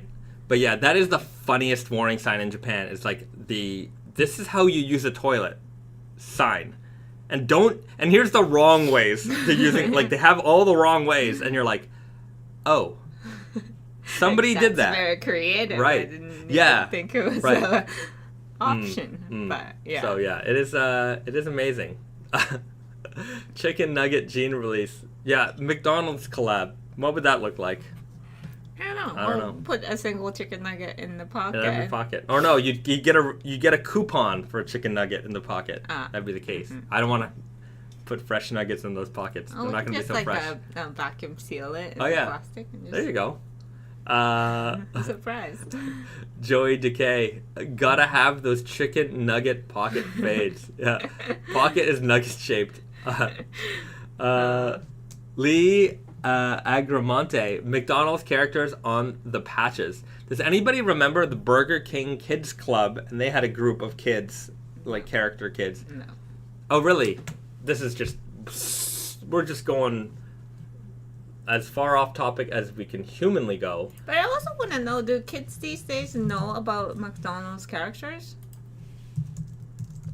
I haven't seen them in a while. I think in the summer they had that, there was a Grimace Shakes was a thing. Remember that? Right. So I don't know, maybe the kids were like, who is this guy? Yeah, but the McDonald Land characters. But when I was a kid, Burger King had their own set of characters. And this was them. They know Grimace. Yeah. So this kid right here with the crazy glasses. Right. I don't know, for some reason I always liked that guy's look. I was like, oh, that's a cool looking character. I guess did they update them? Are they still running these characters? I don't even know. But yeah, you can look at this guy. That is a 90s character if I've ever seen one. Mm-hmm. Like, whoever focus grouped that, they still deserve a raise, because that is a perfect encapsulation of what every kid in the 90s thought was cool. Nailed it. Just absolutely nailed it. All right. Good for the good people at Burger King. Pedro, I'm a Wendy's chicken nugget guy. I've never been to a Wendy's here in Japan. Really? There isn't that many. Yeah. They have a few of them. Yeah. Yeah. Burger King is around. Burger King, also there aren't that many, but it's around. Yeah. I think there's more now than like back in the days. Wendy's there used to be more Wendy's. Now it's part of First Kitchen, so it's like another chain. Combined thing. Yeah. Shane, I remember those Burger King characters. Yeah. Raven, the Wendy's nuggets really are the best. I don't think I've ever had one. I don't think so either. I've been to Wendy's probably a handful of times. Yeah. Not that many. Venomous Teddy writes, there's a Wendy's at Teramichi in Kyoto. All right. Yeah. Shibuya, I know there's a Wendy's there. In Shinjuku. Yeah. Gaoks too, no? Oh. There used to be one, right. Like there was one. Now that location is a sushi restaurant, but I think there's another one. Yeah, I don't think I've never partaked in a Wendy's I wonder if they have like American stuff, like do they have Frosties? Frosties, I don't remember, but they did have like a chili thing, chili cheese fries. I think they had. Well, this is like when I was in high school, so I obviously don't know what's going on now, but I think chili cheesesteak was chili fries. Chili cheese fries was the thing. Joy Decay. Is it true that fast food hamburgers are more expensive in Japan? I'm gonna go with no. No. Like comparing like dollar to dollar, I don't think it's more. I think it's less expensive. Yeah. Like a Burger King meal, like a Big Mac meal, is like 800 yen, something like that. Maybe, I don't know, Big Mac. But yeah, something like that. I do remember, like, I mean, obviously, like, we were in Hawaii, but like in Hawaii, like those like first food, fast food meals were like way more. I feel. Alien Tiger. There's a Carl's Jr. in Jugoka. Actually, that I think changed to McDonald's. Yeah, but they moved to another. Oh, they moved the location. Yeah. Right. Yeah, there was a Carl. Yeah, there is. Carl's Jr. is still here, and then there's also. Carl's Jr. is even like less common. Yeah, there's very few of those. Burger King or Wendy's. Yeah. What's the one that we like? It's from New York, I think. They have one in Ibisu there. Shake Shack. Shake Shack. There's a couple of Shake Shacks here. Yeah, Shake Shack's like, it's also very rare. It's not really a fast food. Yeah, there's a handful of them. It's more of a burger restaurant than fast food. Right. It's not fast. Not very No, fast. it's not fast. You place your order, they give you a little buzzer thing, and then in like 15 minutes it'll be ready. But I'm glad that it's here because there wasn't any in Canada, and every time we'd go to New York or something, in LaGuardia Airport there was a Shake Shack there that we would partake in. But yeah, Shake Shack, good people there. There's a sesame shake, a black sesame milkshake that they have here in Japan. That's exclusive to Japan. That's very, very good. Is it? Oh, yeah, it says Japan exclusive, so I'm presuming it is. That's great. Yeah, David Reyes, Jollibee Yum Burger. I've never been to Jollibee before. I've never even heard of it. It's a Filipino fast food chain. Oh. I think there's mostly chicken. And then they opened some in Canada recently. There's a big Filipino population in Canada. Right. So I think... There's a big Filipino population here. That's true. There is a lot of Filipinos here. You know what? I've seen Tim Hortons in Philippines. Yeah. I guess... Interesting. Yeah. I guess, so many Filipinos are in Canada, and they're like, anyways. It's just the way it works. Is hibachi popular in Japan? Hibachi as in the thing to cook? I guess the performance. Oh, no, I don't think so. Yeah. I don't know. Hibachi is like a thing where like you have it in the middle of the living room and just heat it up. You can cook on it. You can take warmth from it. Yeah, I think what they're looking for is probably the restaurant experience. Yeah, like a Benihana. Yeah. No. Which I only know from The Office, by the way. Really? Yeah, I've never. It's in was it in Friends too? Maybe. Yeah. Anyways, I've never been to one of those. Teppanyaki, yeah. Joy Decay, we need Burger King Kids Naked and Famous release now. Fast food release would be fun. Mm-hmm. I'm not gonna lie, but I think better would be breakfast cereal. Mm-hmm. I would like to do a Saturday morning it'd be kind of cool if we did a breakfast cereal along with like cartoons, but the licensing for that would be difficult. Mm-hmm. But breakfast cereal, maybe one season, Saturday morning cartoons, another, I wouldn't mind doing some like old school cartoon stuff. It'd be kind of fun. Looney Tunes or, Peanuts. Peanuts. Peanuts gets used a lot. Yeah. Yeah. I don't know what to do. It's not like a cartoon. Yeah. Right. It's... That would be a tough... I don't know how you would make Snoopy jeans other than just putting Snoopy on them. Yeah, it's just not... Yeah. We're not going to make a white, goopy jean. Yeah. So, anyways. Some kind of cartoons. Calvin and Hobbes would be neat. I was a big fan. I still am a big fan, lifelong fan of Calvin and Hobbes. I had all the books when I was a kid. They were fantastic. Really was into them. My favorite strip from Calvin and Hobbes, and I've probably mentioned it to you before, but it's this one where Calvin is shoveling the snow, and it just goes on to be like, if you do something bad enough, they don't ask you to do it again. So he's like shoveling the driveway, and it's just like, he's taking the snow that he's just taking the snow that he shovels and puts it behind him, so it's still covering the driveway. And I gotta find it now because that's my favorite one. That is a very important life lesson. It's not a good one, but it is true. Yeah, this is it. This is the one, and it's the best one, and it is absolutely a life lesson. Let me just see if I can get a bigger picture of it. Oh my goodness. Hopefully people have seen it before, but it's a good life lesson in general. I just want to open it up. It's not too small. Oh wait, here we go. Maybe we'll see it here. Anyways, it's a little small for the screen. Can I zoom in on that? There we go. Okay. Boom. So that's the one. you do the job badly enough, sometimes you don't get asked to do it again. And so here he is, just shoveling that snow. He did it. He shoveled that snow all right. And unfortunately, I've learned that not through my own actions, but through the actions of others. And sometimes I think, are they imitating Calvin? Are they doing it that badly on purpose, or are they just... Are they that smart, or just... Right. So they, not so smart. Right. Patrick Sanchez, King of the Hill collaboration. Would love to do it. King of the Hill. I would also like to do Beavis and Butthead. Some that'd be great. Would buy pocket sand denim. I don't know what that is. Rainbow weft milk denim for fruity pebbles. That would be great. Although I learned recently, because I haven't had fruity pebbles since I was a kid, that they're not the same.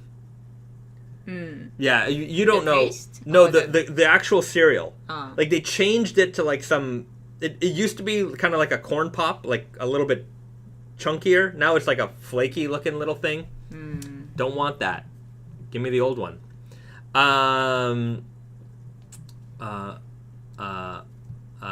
Okay. David Dixon, King of the Hill collab would require extra low rise. King of the Hill denim. I just wonder what that would like. How can I incorporate propane and propane accessories into denim? Pedro writes, the guy who voiced Dale died recently. Oh, that is a shame. I'm getting to the age. And by the way, I'm turning 40 on Monday. Hey. Shout outs to half my life gone. You're very pessimistic. You're only gonna live to 80. I don't know. I just. It's not a celebration. It is a celebration. It's a big one. I'm hitting the halfway mark. There's only 40 more summers left, maybe. Aww. Hopefully. 40 more seasons with you guys. What the heck? How many more jeans is that? Not enough. Well, that's still a lot of jeans. Still a lot of piling jeans. Up 40 so more many seasons, jeans yeah. One season. 40. You can get to buy a sports car. I could buy the sports car, can't drive the sports car. This guy doesn't have a driver's license. And yeah. There you go. Well, not yet anyways. I mean, you still have 40 years. I still got 40 years. Yeah. That's true. You're never too old, they say. Which is BS, because sometimes you are too old. Yes, but driver's license, I think you still got maybe 20 years to try. Yeah, I was really hoping that the self-driving cars would be much more of a thing by now. There's a lot of things that I was promised in, the early 90s and late 80s that the future was going to bring, which has not come to fruition. Just saying. I mean, we're almost there with self-driving car. Or at least that's what they say. Yeah, we'll see. We'll see about that. But yeah, I'm some of these shows, like, remember the movie not Demolition Man? Well, was it Demolition Man? What year did that take place in? There's just a lot of like futuristic movies that are coming up. Right, exactly. And I'm like, we're not even close to that. Like Doraemon? Like we passed Back to the Future. Back to the Future 2. Oh yeah. Oh wow. And what year was that? Let's Google it. I want to know what year was Doraemon came from. What future year traveled Michael J. Fox traveled to the future in October 2015. Wow, that's like 8 2015 years ago. And they had Jaws 19 back then and hoverboards. Right. We did not have that. So, what can I say? Doraemon came from 22nd century. Okay. Or in 21st century. Right, so he still has time. Yeah. But in his world, where he came from, the cars obviously are hovering, self-driving, and cat robot can speak and have all kinds of gadgets. That makes us right so much better. Yeah, that's true. We do have flying cars. I mean, they're helicopters. But yeah, but they're not. They don't look like. Yeah, they knew about helicopters. Yeah, they had helicopters back then, but that wasn't it. Yeah, we do have the self-lacing Nikes. I mean, we had like 2 of them, and they're just not so intuitive. Yeah. I'm just happy we never got the 3 seashells. Me too. You don't know how to use the 3 seashells? What's wrong with you? I kind of wanted to put 3 seashells in my washroom just so that people would be like, "What are those for?" And be like, still can. Like, you don't know how to use the 3 seashells? Like, Terrence writes, "Good old Terry is in the house. Look at this guy, doesn't know how to use the 3 seashells." If you don't know that reference, go watch Demolition Man, everybody. Great movie. Wesley Snipes and Sylvester Stallone. Also, fun fact, we were talking about fast food in this movie. If you watch, presumably you're in North America, if you watch the North American version, Taco Bell is the only restaurant around now, because they won the restaurant wars, and their logo from Demolition Man inspired the current Taco Bell logo, right? The old Taco Bell logo with the yellow and the brown was updated to the purple logo after Demolition Man. They saw it in the movie, they liked it, they updated the logo to that. If you watch the Asian version of Demolition Man, I don't know if you would, all Taco Bell references are changed to Pizza Hut. So all the logos in the movie are superimposed with the futuristic Pizza Hut logo. Or just like a lot of work for... Yeah, right, because there was no Taco Bell in Asia, so they're like, well, no one's going to get this, but there is Pizza Hut, so let's just make it Pizza Hut. It seems like... Yeah. I want to watch that version and point out how horribly they did that. We can look it up. Okay. James and Keating, isn't it a crazy thought that in the Back to the Future universe, there probably aren't a million Star Wars movies and shows, and they probably only have the original trilogy in that future? That is a deep thought. That is a deep thought, because I remember as a kid, the whole thing was, when are the next Star Wars movies? And like, I was in junior high when they started doing like the digital remasters. And, digitally remastered. And, like, they put in the movie theaters, and that's when they started making all these little changes. And people were like, when is the next trilogy coming? And, like, by high school, when finally Episode 1 came out, like, the hype for that was humongous. Humongous. I remember. Oh, my God. And then, by now, I could care less about the next Star Wars anything. Fun fact. Yeah. I had never really watched the entire Star Wars movie when I was a child. When what was it? Like the episode, whatever. Oh, episode 7? That came when we're... After. The Force Awakens. Episode 7. Episode 7? Yeah. Came out. Like, I read a book. Like, you know how sometimes they turn a movie into a book?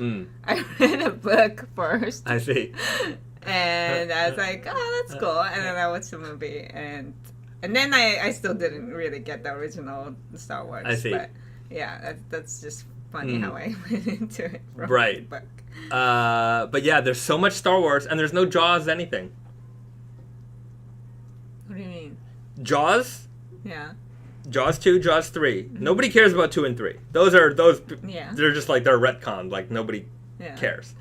But there hasn't been another Jaws since.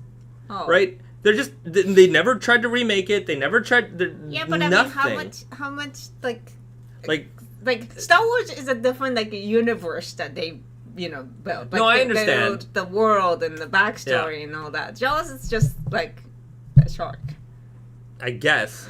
I mean, I guess there's been other, like, animal monster type movies since, but it's odd that in the Back to the Future world, they thought that, oh man, they're really overdoing it with all these Jaws sequels. Because, to be fair, 2 and 3 were really unnecessary. And they're like, well, we're going to make that a parody, whereas, like, the future, it was like, no. The movie that we thought would never, ever come, now there's, like, there's just so much Star Wars. I'm like, I don't know where to start. I don't know what to do anymore. Yeah. Like, it used to be simple. There was 3 episodes and a Christmas special that we never considered. Really? Oh yeah, you should watch the Star Wars Christmas special. It's great. Is it a movie? It was a made-for-TV movie. Yeah. Made-for-TV movie. Yeah. And then what else did we had? We had the Ewoks TV show cartoon. I can see that. Right? Mm-hmm. But that's it. Like, all the Star Wars stuff that you got was just like, we got 3 movies. That's it. All the content that we're ever going to create, all the products that is based off of this. And then they added all that extra stuff, and I'm like, it's too much for me. Mm-hmm. Don't even know. You got to keep it simple, man. My brain is not as sharp as... Maybe the young kids get it all, but I have no clue. All right. Terrence writes, "This is the best burger I've ever had." That's the line I always remember. This is the best rat burger. Sorry, this is the best rat burger I've ever had. See any cows around here? No. And then I also just... Anyway, Demolition Man is a great movie. Great look at the future. Some things they get right. Some things they don't get right. Echoes Myron. YTV with PJ Phil. Somebody's going back. Some old school Canadian throwback moments there. I met PJ Phil one time. Met them all. What that is? I don't get any of these references. Yeah, no. So in Canada, we had a television station called YTV, and it was all like youth. It was basically like Nickelodeon for kids. And then in between the shows, they would have these VJs on, and they called them PJs, I guess, program jockey. DJ is disc jockey, PJ is program jockey, and they would introduce the shows, read letters, that kind of stuff. And Mr. Phil here, Phil Guerrero, was a very, very iconic. So if you're my age and you grew up in Canada, you know who that guy is. Mm-hmm. But if you're not Canadian and my age group, then it means nothing to you. Right. It means nothing. All right. Juan Puedo writes, "Bought the Greencast from Blue Owl Workshop earlier today." Great choice. That's true. We're talking about next Friday. Mm-hmm. We're releasing the Greencast. If you want them right now, hold on, let me just adjust the blinds there. Let's head over to our good friends at blueowl.us because you can get them now, and if they still got them, they got them. Mm-hmm. And they also have the camel jacket up, so you can have. Okay, for those people who are waiting on those 28s, 29s, if you're worried about not being able to get a pair, let's head over to Blue Owl Workshop right now. They have the Greencast in stock. They have sizes. Mm-hmm. And Sumi Ink they dropped today, and then they also have this Camel Slub jacket. So you got options here to get into that now. So if you're looking for those, get into them because you'll be able to find them. Okay. BD writes, "Phil, Carlos, and Sugar." Sugar was a PJ that appeared on YTV also. She was a very small person and was also the voice of the Sailor Moon character Rini, who was in Japan Chibiusa. Oh. Yeah, so she was Rini. Rini? Yeah, I don't know why. That's a weird. But she was the voice actress for Sailor Moon character. Oh. Yeah. What was Sailor Moon called? Serena. Ah, right. Yeah, Serena. Yeah, for those people who don't know, not all of them, but many of them had different names in Japan. Well, like Japanese names. Yeah. So there you go. Reboot is the only YTV show I can even remember. Reboot was a Canadian-made CGI computer image type TV show, but it was a big deal back then because like the first thing we had was like Toy Story. right? Right. Like, think about Toy Story age, and you're like, wait, this is computers made this, right? Like, we never saw anything like that before, and now we had a TV show that was like that. It was that level? It was not to the extreme level as of Toy Story, but for a TV show, I thought it was pretty good. I definitely watched it a lot. Because I do remember, like, you know, in the 90s, like, CGI If you look back on it, it has a charm. It does have a charm, but it's kind of funny because it's, you know. Yeah, it's very simple by today's, very simple by today's standards. And, like, I would even say that, like, a couple years after Reboot came out, when you'd watch it, you'd be like, wow, this looks like crap. Because it was kind of like, you know, the 8-bit video games when we were kids. Like, at one point it was high tech, and then the new stuff came out, and then you looked at it and you're like, oh, I'm not playing that anymore. But then over time, it has time to mature, and it develops its own charm. So, like, these days, I do find, like, some of that early CGI stuff to be really fascinating. And if you really want to enjoy something, there's something called Animusic. I don't know if you watched YTV, or maybe they even played these in the States, but Animusic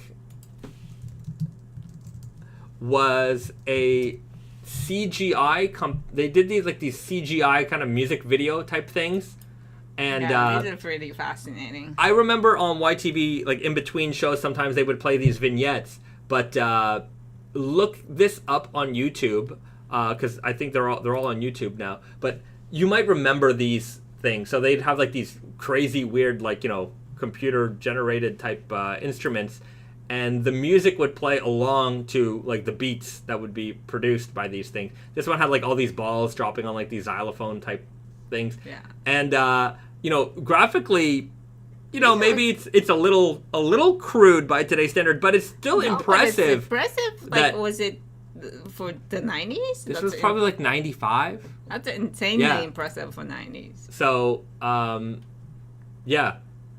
Look it up. Animusic. I guess they still have, maybe they still sell DVDs. Yeah. And VHS. Yeah. Initially released on VHS. Yeah. Eventually rendered in HD for a Blu-ray version, will continue to sell the original SD DVD. Interesting. So, anyways, it's out there. If you're interested in that old school computer animation, it's definitely one to watch. Okay. Stanley, the ladder maker. I loved Animusic. I remember watching the DVDs all the time. Yeah, right on. It is like mesmerizing. Yeah. It's pretty cool. Juan Pulio, like Mortal Kombat 4 at the time was crazy. Mortal Kombat 4 was when they went from, like, taking digitized characters. So what they would do to create the images was, like, photograph the characters, and then each frame would be, you know, photographed. And then they went to CGI, and everyone was making the jump to 3D. And I suppose when it came out, I was kind of into it, but I felt like it was so far removed from what I liked about Mortal Kombat 1, 2, and 3 in terms of the realism that I dumped that game fast. I was like, nah, this is good. I remember playing that in the arcades. That was the last Mortal Kombat to come out in the arcades. And people don't like change, you know. People don't like change. Yeah, a lot of Reboot fans in the office here. Yep. Okay.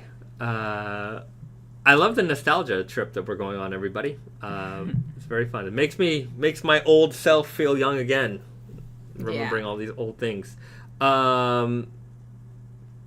Okay, Joy Decay. I kind of want the Sidewinder jeans. That was a Blue Isle exclusive.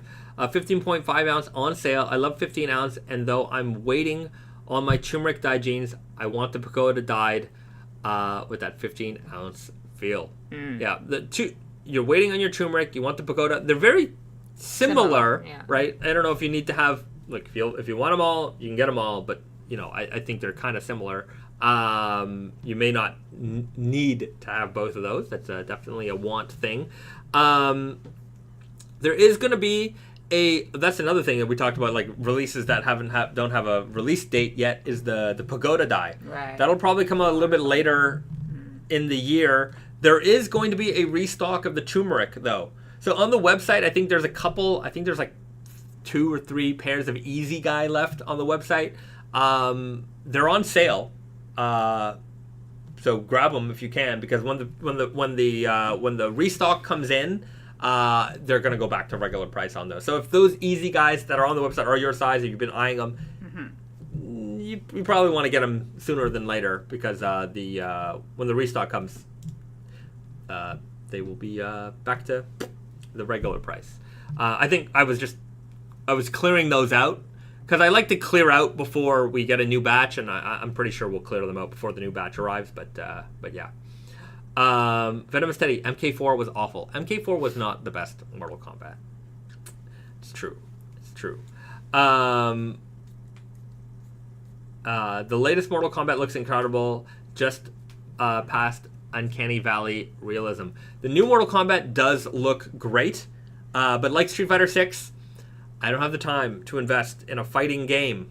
I don't, and I as much as I want it, I probably won't get it. I just don't have the time. Fighting games require, it's like, I picked up, not recently, but maybe like the last time I picked up Call of Duty might have been like 2 years ago. And I haven't played Call of Duty for a long time before that. And just, I couldn't do it anymore. It's just that you need to, like, practice. I don't have the dexterity. Everybody online's too good. I don't know what the strategies are anymore. Like, I don't know what weapons are good. Like, what weapon's good for what stage, what loadout I need. I don't know any of that. It's too much homework for a video game for me. I just want to be able to play it. It's very complicated. Yeah. It's just, I just want to pick up the game, and the rules are pretty self-explanatory. Yeah. I don't need to know too much. I mean, I'm okay with Tetris. They're entertaining enough. Tetris, I got my my analog pocket here. This is what I play. Old school games, pretty much when I have 15 minutes to kill some time. Ethos Marin, Chrono Trigger is still one of my greatest RPGs ever. I agree. I played a lot of Chrono Trigger. I have it on the DS. I used to have it on Super Nintendo that I won in a bet against somebody. And then as I won it off of them, I held it, and then I lent it to a friend of mine who then had it stolen from him from the guy who lost the bet to me. Oh. Yeah. That's... I had so many hours in my save game on that one. Just so many hours. I finished that game in like every ending. I was just obsessed with it. And that guy couldn't take a bet loss. He bet that he could beat my brother in chess. And I was like, no. Like, I really gave him a good, like, you're not good. It's not going to happen. I see. And he got demolished. And it was such an easy bet for me. I'm like, I don't have to do anything. It's not needed. Yeah, I'm like, you don't have to beat me in chess. I suck. My brother was insanely good at chess, and my brother. And it's your brother, him more than like. Yeah, my brother. I'm sure he's still very good at chess, but he was a monster, just annihilated him. And I'm like, all right, well, it's my game now. You gotta honor your bets. Okay. A lot of games. I love this community. So much love for so many things. Jordan writes, would love to see some double knee denim from Naked and Famous, more work pant related. I'm not sold on the double knee stuff. Yeah.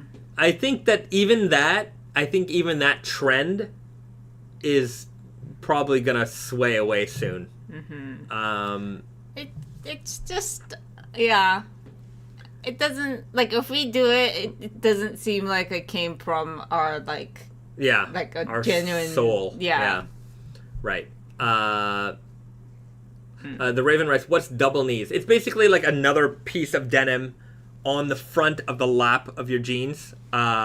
If you like kneel down, like I think it came from like it's for like, workwear, carpenter like if you kneel pant. Down a lot, then you don't have a hole on your knees all the time. Yeah, so it's like an extra layer of fabric right on the front, and like there's definitely like a big Carhartt workwear inspired portion of like the streetwear world right now, and I see there. I don't know if that's why you're asking for it, but look, I get it. I know that there is a demand for it. I just don't see that as something that we personally don't have a tremendous demand for it. Like we get a few messages here and there on the live, but it's not something I think our main audience is looking for, and I don't think that we're gonna pull in too many people from like the streetwear world with that one. And it's personally not something I would wear, so I don't know. It's not doesn't compel me that much. Like I see people wearing it. I think they look cool, but maybe they're more interested in vintage ones or real workwear brand ones. So I see a comment. Double crotch would be more practical. Yes, makes sense. Yes, yeah. Double crotch. I gotta reinforce. All right. Joy writes, Joy Decay, I probably won't get the Pagoda on release. I've been actually looking at the shirt since I have 3 pairs of jeans and I need 3 pairs of jeans in need of fade.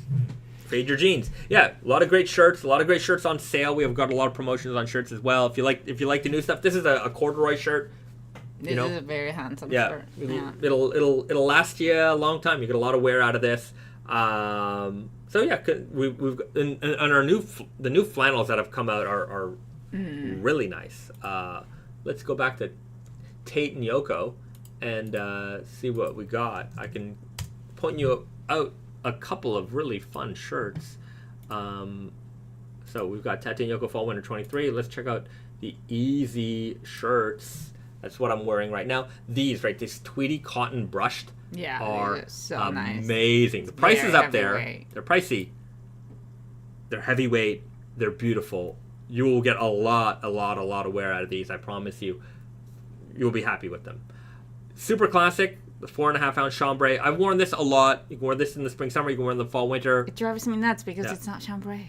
Gotta change that title. That's true. It's denim. It's a colored, chambray colored. Yeah. But it's nice. That's true. These are what I'm wearing right now. The cotton dyed corduroy. We got them in the golden brown, the burgundy, and I'm wearing it here in the green. Fantastic. Yeah. This white t-shirt, jeans, that's your outfit for the fall. Like, in fact, like my outfits lately have really just been blue jeans, white t-shirt, shirt. Like open, like it's just if it's too hot, maybe I'm not wearing a shirt, or I'm wearing like the lightweight denim shirts. But in the fall, it's like this. I've been wearing these in the videos, but I'm really looking forward to the temperatures dropping so I can wear them a little bit more normally. Those are my favorite shirts of the season. These are great, solid flannels. Flannels are also pretty beefy. Yeah. It's a great fall shirt. And they're better priced as well than these. I know that these are pricey. Yeah. But it's all in the fabric. The fabric's super it's very expensive. Special. Very nice. I mean, let's get up in. Did we get super up and close with these? I think that's me. That is you. All right. No, it's not. It's not me. Oh. Unbelievable. But yeah, the detail in this fabric is incredible, and it's very soft. And the fact that it's brushed, it gives it just like this blankety feeling. The color is amazing. Definitely enjoy those. Yeah. So, anyways, those are some of the new shirts available. If you want to, some people don't know about this side panel here, but it allows you to quickly look for, all the stuff that's on the website. Yeah. Some of them don't make a lot of sense. Yeah, those are like auto-created. I can't get rid of them. I see. I'll work on it at some point. But, if you're looking for anything particular, band collar shirts for ladies, we have them. You can search them that way as well. And these are all those yarn dyed flannels, the same ones we have for the men. Okay, so there you have it. A lot of great shirts. Check our new stuff, but there's also a lot of great stuff on sale as well. If we got your size, take advantage. Yes. And take advantage of the French Terry sweatshirt promotion that we're running this weekend. So anything you buy on Tate and Yoko or Naked Famous Denim NYC, you buy anything. You buy a belt, you buy a hat, you buy another sweatshirt, you buy a pair of jeans. Regular price sale, doesn't matter. A pair of socks. You can get a Naked and Famous Denim French Terry for 50% off. So I'll just show you that to you guys one more time because if there's something you're looking for, it's a great way to take advantage. Or if you just want to, cleverly take advantage, you can do that. So let's do a clever advantage move. So anonymism, right? If you like a pair of socks, okay, these look fun. These are nice for the fall. Well, they're expensive socks. They're pricey socks, but they're very nice socks. That is true. So you can add to cart, and then actually I already had a sweatshirt in the thing. Let's restart. Let's just remove all those guys from the cart. So let's just presume that I only added these socks. Click here, and then pick a sweatshirt that you like. That one's a nice sweatshirt. The amber, nice honey color. Hit the medium, add to cart, and then bam, right here in the cart. And you can match your socks with your sweatshirt, and then you got 50% off on the sweatshirt. The saving on that is pays for the socks. Right. And what would we put with this outfit? We need a Greencast jean. I guess those are coming out next week, but that would be a nice color combination there. Great outfit. But yeah, don't ignore your socks. Socks are a great way to really enhance an outfit. Yeah. Anonymism socks, they can be pricey. Because I was thinking maybe, usually around 30. But yeah, those are very nice socks. Yeah. Sometimes they're a little bit more than the rest, but these are really fun, especially if you wear I like to wear a lot of loafers, or even with I wear sandals out a lot, even in the fall, and then just having things like this, really make a difference. So go with the flow. Go with the flow. These, I wish we had better pictures of the back. I don't know why we didn't do that. But these classic stripe. And it's really socks. The value is in there. For socks, I mean, it is expensive, but it's like really it lasts long. It's very prominent. It feels good. Yeah. And they're we own a lot of these anonymism socks. They really just look cool and they feel cool. Yeah. And when you pick them up, they don't feel like cheap, $4 socks. And it's they shouldn't cheap for the price. The cheap socks, we also have, those socks too, but they do create a hole within a few wears. Yeah. Whereas these ones, I don't think I've seen a hole yet. No. So enjoy. These ones are a lot of fun. The uneven dyed stuff. Yeah. They look cool. So anyways, that's a promo for some socks. Another thing, just to check out, in Stew, this is another brand that we just brought in to Tate and Yoko, selling out of these beanies fast. Okay, I was about to recommend these and go get that now because that won't be around for a very long time. Merino wool toque, made in Canada, really really nice. And then we've got a lot of the matching sweatshirts and things like that as well. Even some nice corduroy jackets from them as well. But the sweaters. This is a nice color. Oh yeah. Yeah. Oh, there's still a couple, but those two went fast. We just launched those. So yeah, a lot of fun new stuff. Get ready for the fall. It's gonna get cold soon. I remember last January I was in Canada. It was minus 40. I was traveling, so I didn't. When you're home, you have your whole wardrobe, and then when you're traveling, you're like, oh, what should I bring? And I like to travel light generally, and I might travel a little light last time. Didn't have all my winter stuff. Right. Pedro, you can't have awesome jeans without holy socks. You can't have awesome jeans with holy socks. It's true. Don't avoid the holy socks. But also, those make really good Christmas presents. I have to say, a nice pair of socks is a very good Christmas present. Yeah, because everybody wears socks, but not everybody's You might not spend that much on yourself. But it's a nice gesture. Yeah. So there you have it. Okay, everybody, we're going to get into snack time because we have snack time. Yeah. And then we're going to call it.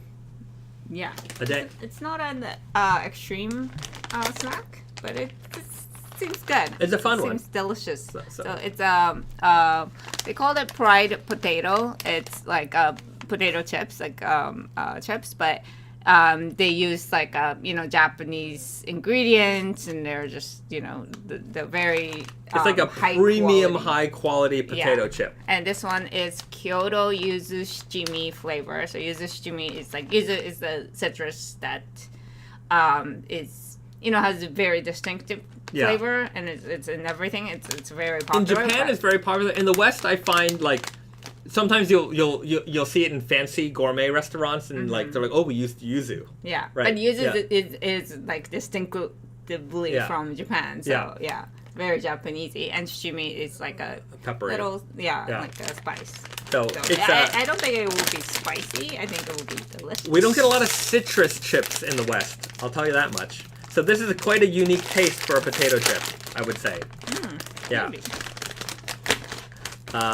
So let's check it out. Hit that. Yeah, it's very citrusy smelling. It is citrusy. I don't smell the chili so much. No, the citrus hits me immediately, so that's it. Just like all bags of chips, it's mostly air, but that's the way it goes. But I have to say that, I don't know, maybe it's everywhere, but I guess because of the air, you do get perfect potato chips every time. There's no broken ones in here. Maybe that's just Japan for you. Who knows? So that's it. A citrus, it's yuzu a lot of citrus shichimi, potato chip. Dots. So shichimi is 7 different kinds of spice. Yeah. We'll give it a try. All right. Here it is.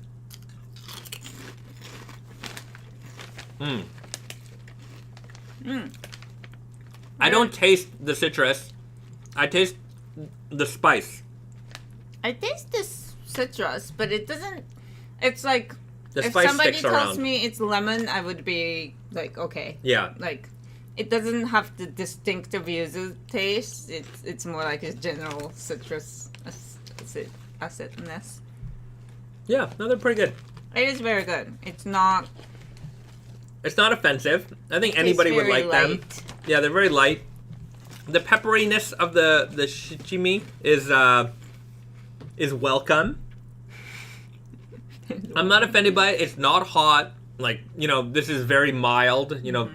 Children could eat this and not really.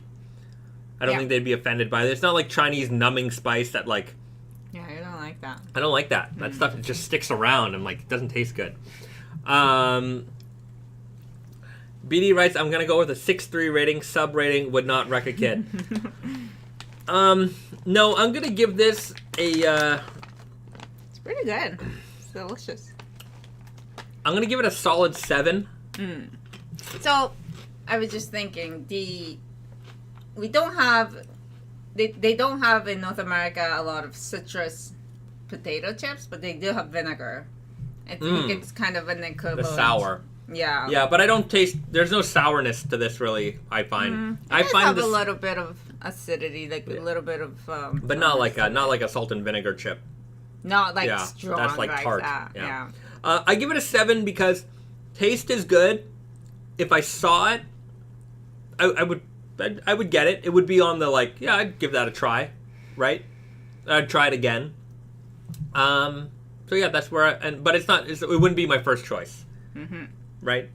A first choice is going to be a higher 7 and into the 8s. That would be okay. Okay, yeah. In that sense, yes. This is delicious, but it wouldn't be the if we were to go on island for a week.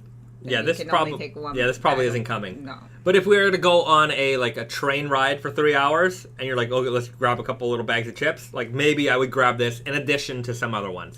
In addition to. Yeah, because there's not a lot here. Right. That's true. You're going on a long train ride. You might want a few options. But yeah, nice. It's nice. Oh, that's true. They do have flaming hot with limes and stuff. Oh, right. But that's to make it more sour. Right? To intensify the heat. I do like these fried potatoes. They use a smaller potatoes. They're not gigantic chips. I kind of like that. Juan Puedo writes, have you guys tried Mexican chips? You got to tell me what you mean by that. I mean, I've had tortillas. Chips? I've had a tortilla before. I've had Doritos before. No, but we had a proper fresh tortilla chips. Those are my favorite. They're so good. But I don't know if there's other. Maybe they have like their own Mexican, like these kind of right. chips. Yeah. KXB does it right. Yuzu kosho chips. Yeah, it's close to that. Similar, but not yuzu kosho. It's yuzu shichimi. Yeah. Topher Cobra BD. He writes to BD. Lay's has a lemon flavored chips. Oh, I would probably like that. Yeah. Pedro writes, Doritos are so addictive. It's true. Luckily, there's not a lot of Doritos in Japan. I'm going to end on this. There's not a lot of Doritos in Japan. There are, but you don't like them. Yeah, there are and there aren't. So, like, the flavor selection is taco, which is in the red bag. So, if you come to Japan and you find Doritos on the, in a convenience store and you pick them up and you eat them, you're going to be very disappointed because you're like, this isn't a Dorito. It's a taco flavored chip, which is actually it's fine, right? Yeah, and they call it Mexican tacos, and I'm like, what other kinds of tacos are there? And then they have the export model of Doritos, also in a red bag, but you have to look for the words export, which is nacho cheese. It's usually a bigger bag, and they're not as commonly found, and you can find those, and they're not the same taste. It's a different recipe. Okay. And then they have sea salt, which is in like the green bag. Was it yellow? No, yellow is corn. Yellow is corn. Yeah. So it's like you've got plain with salt, you've got taco, and then you have nacho cheese, which is the original Doritos flavor, which is what you want, which isn't what you want. And then sometimes you'll find a blue bag of Cool Ranch. But that is very, very rare. Yeah, that's a rare bag to find. Cool Ranch is not like, I think it's imported, no? I don't think I've only seen them at the import stores. Yeah. Yeah. Is there a black bag? Not in Japan. Black bag is Flamin' Hot. No, it's Sweet Chili Heat. Sweet Chili Heat. Yeah. Anyway, I know my Doritos. Big fan.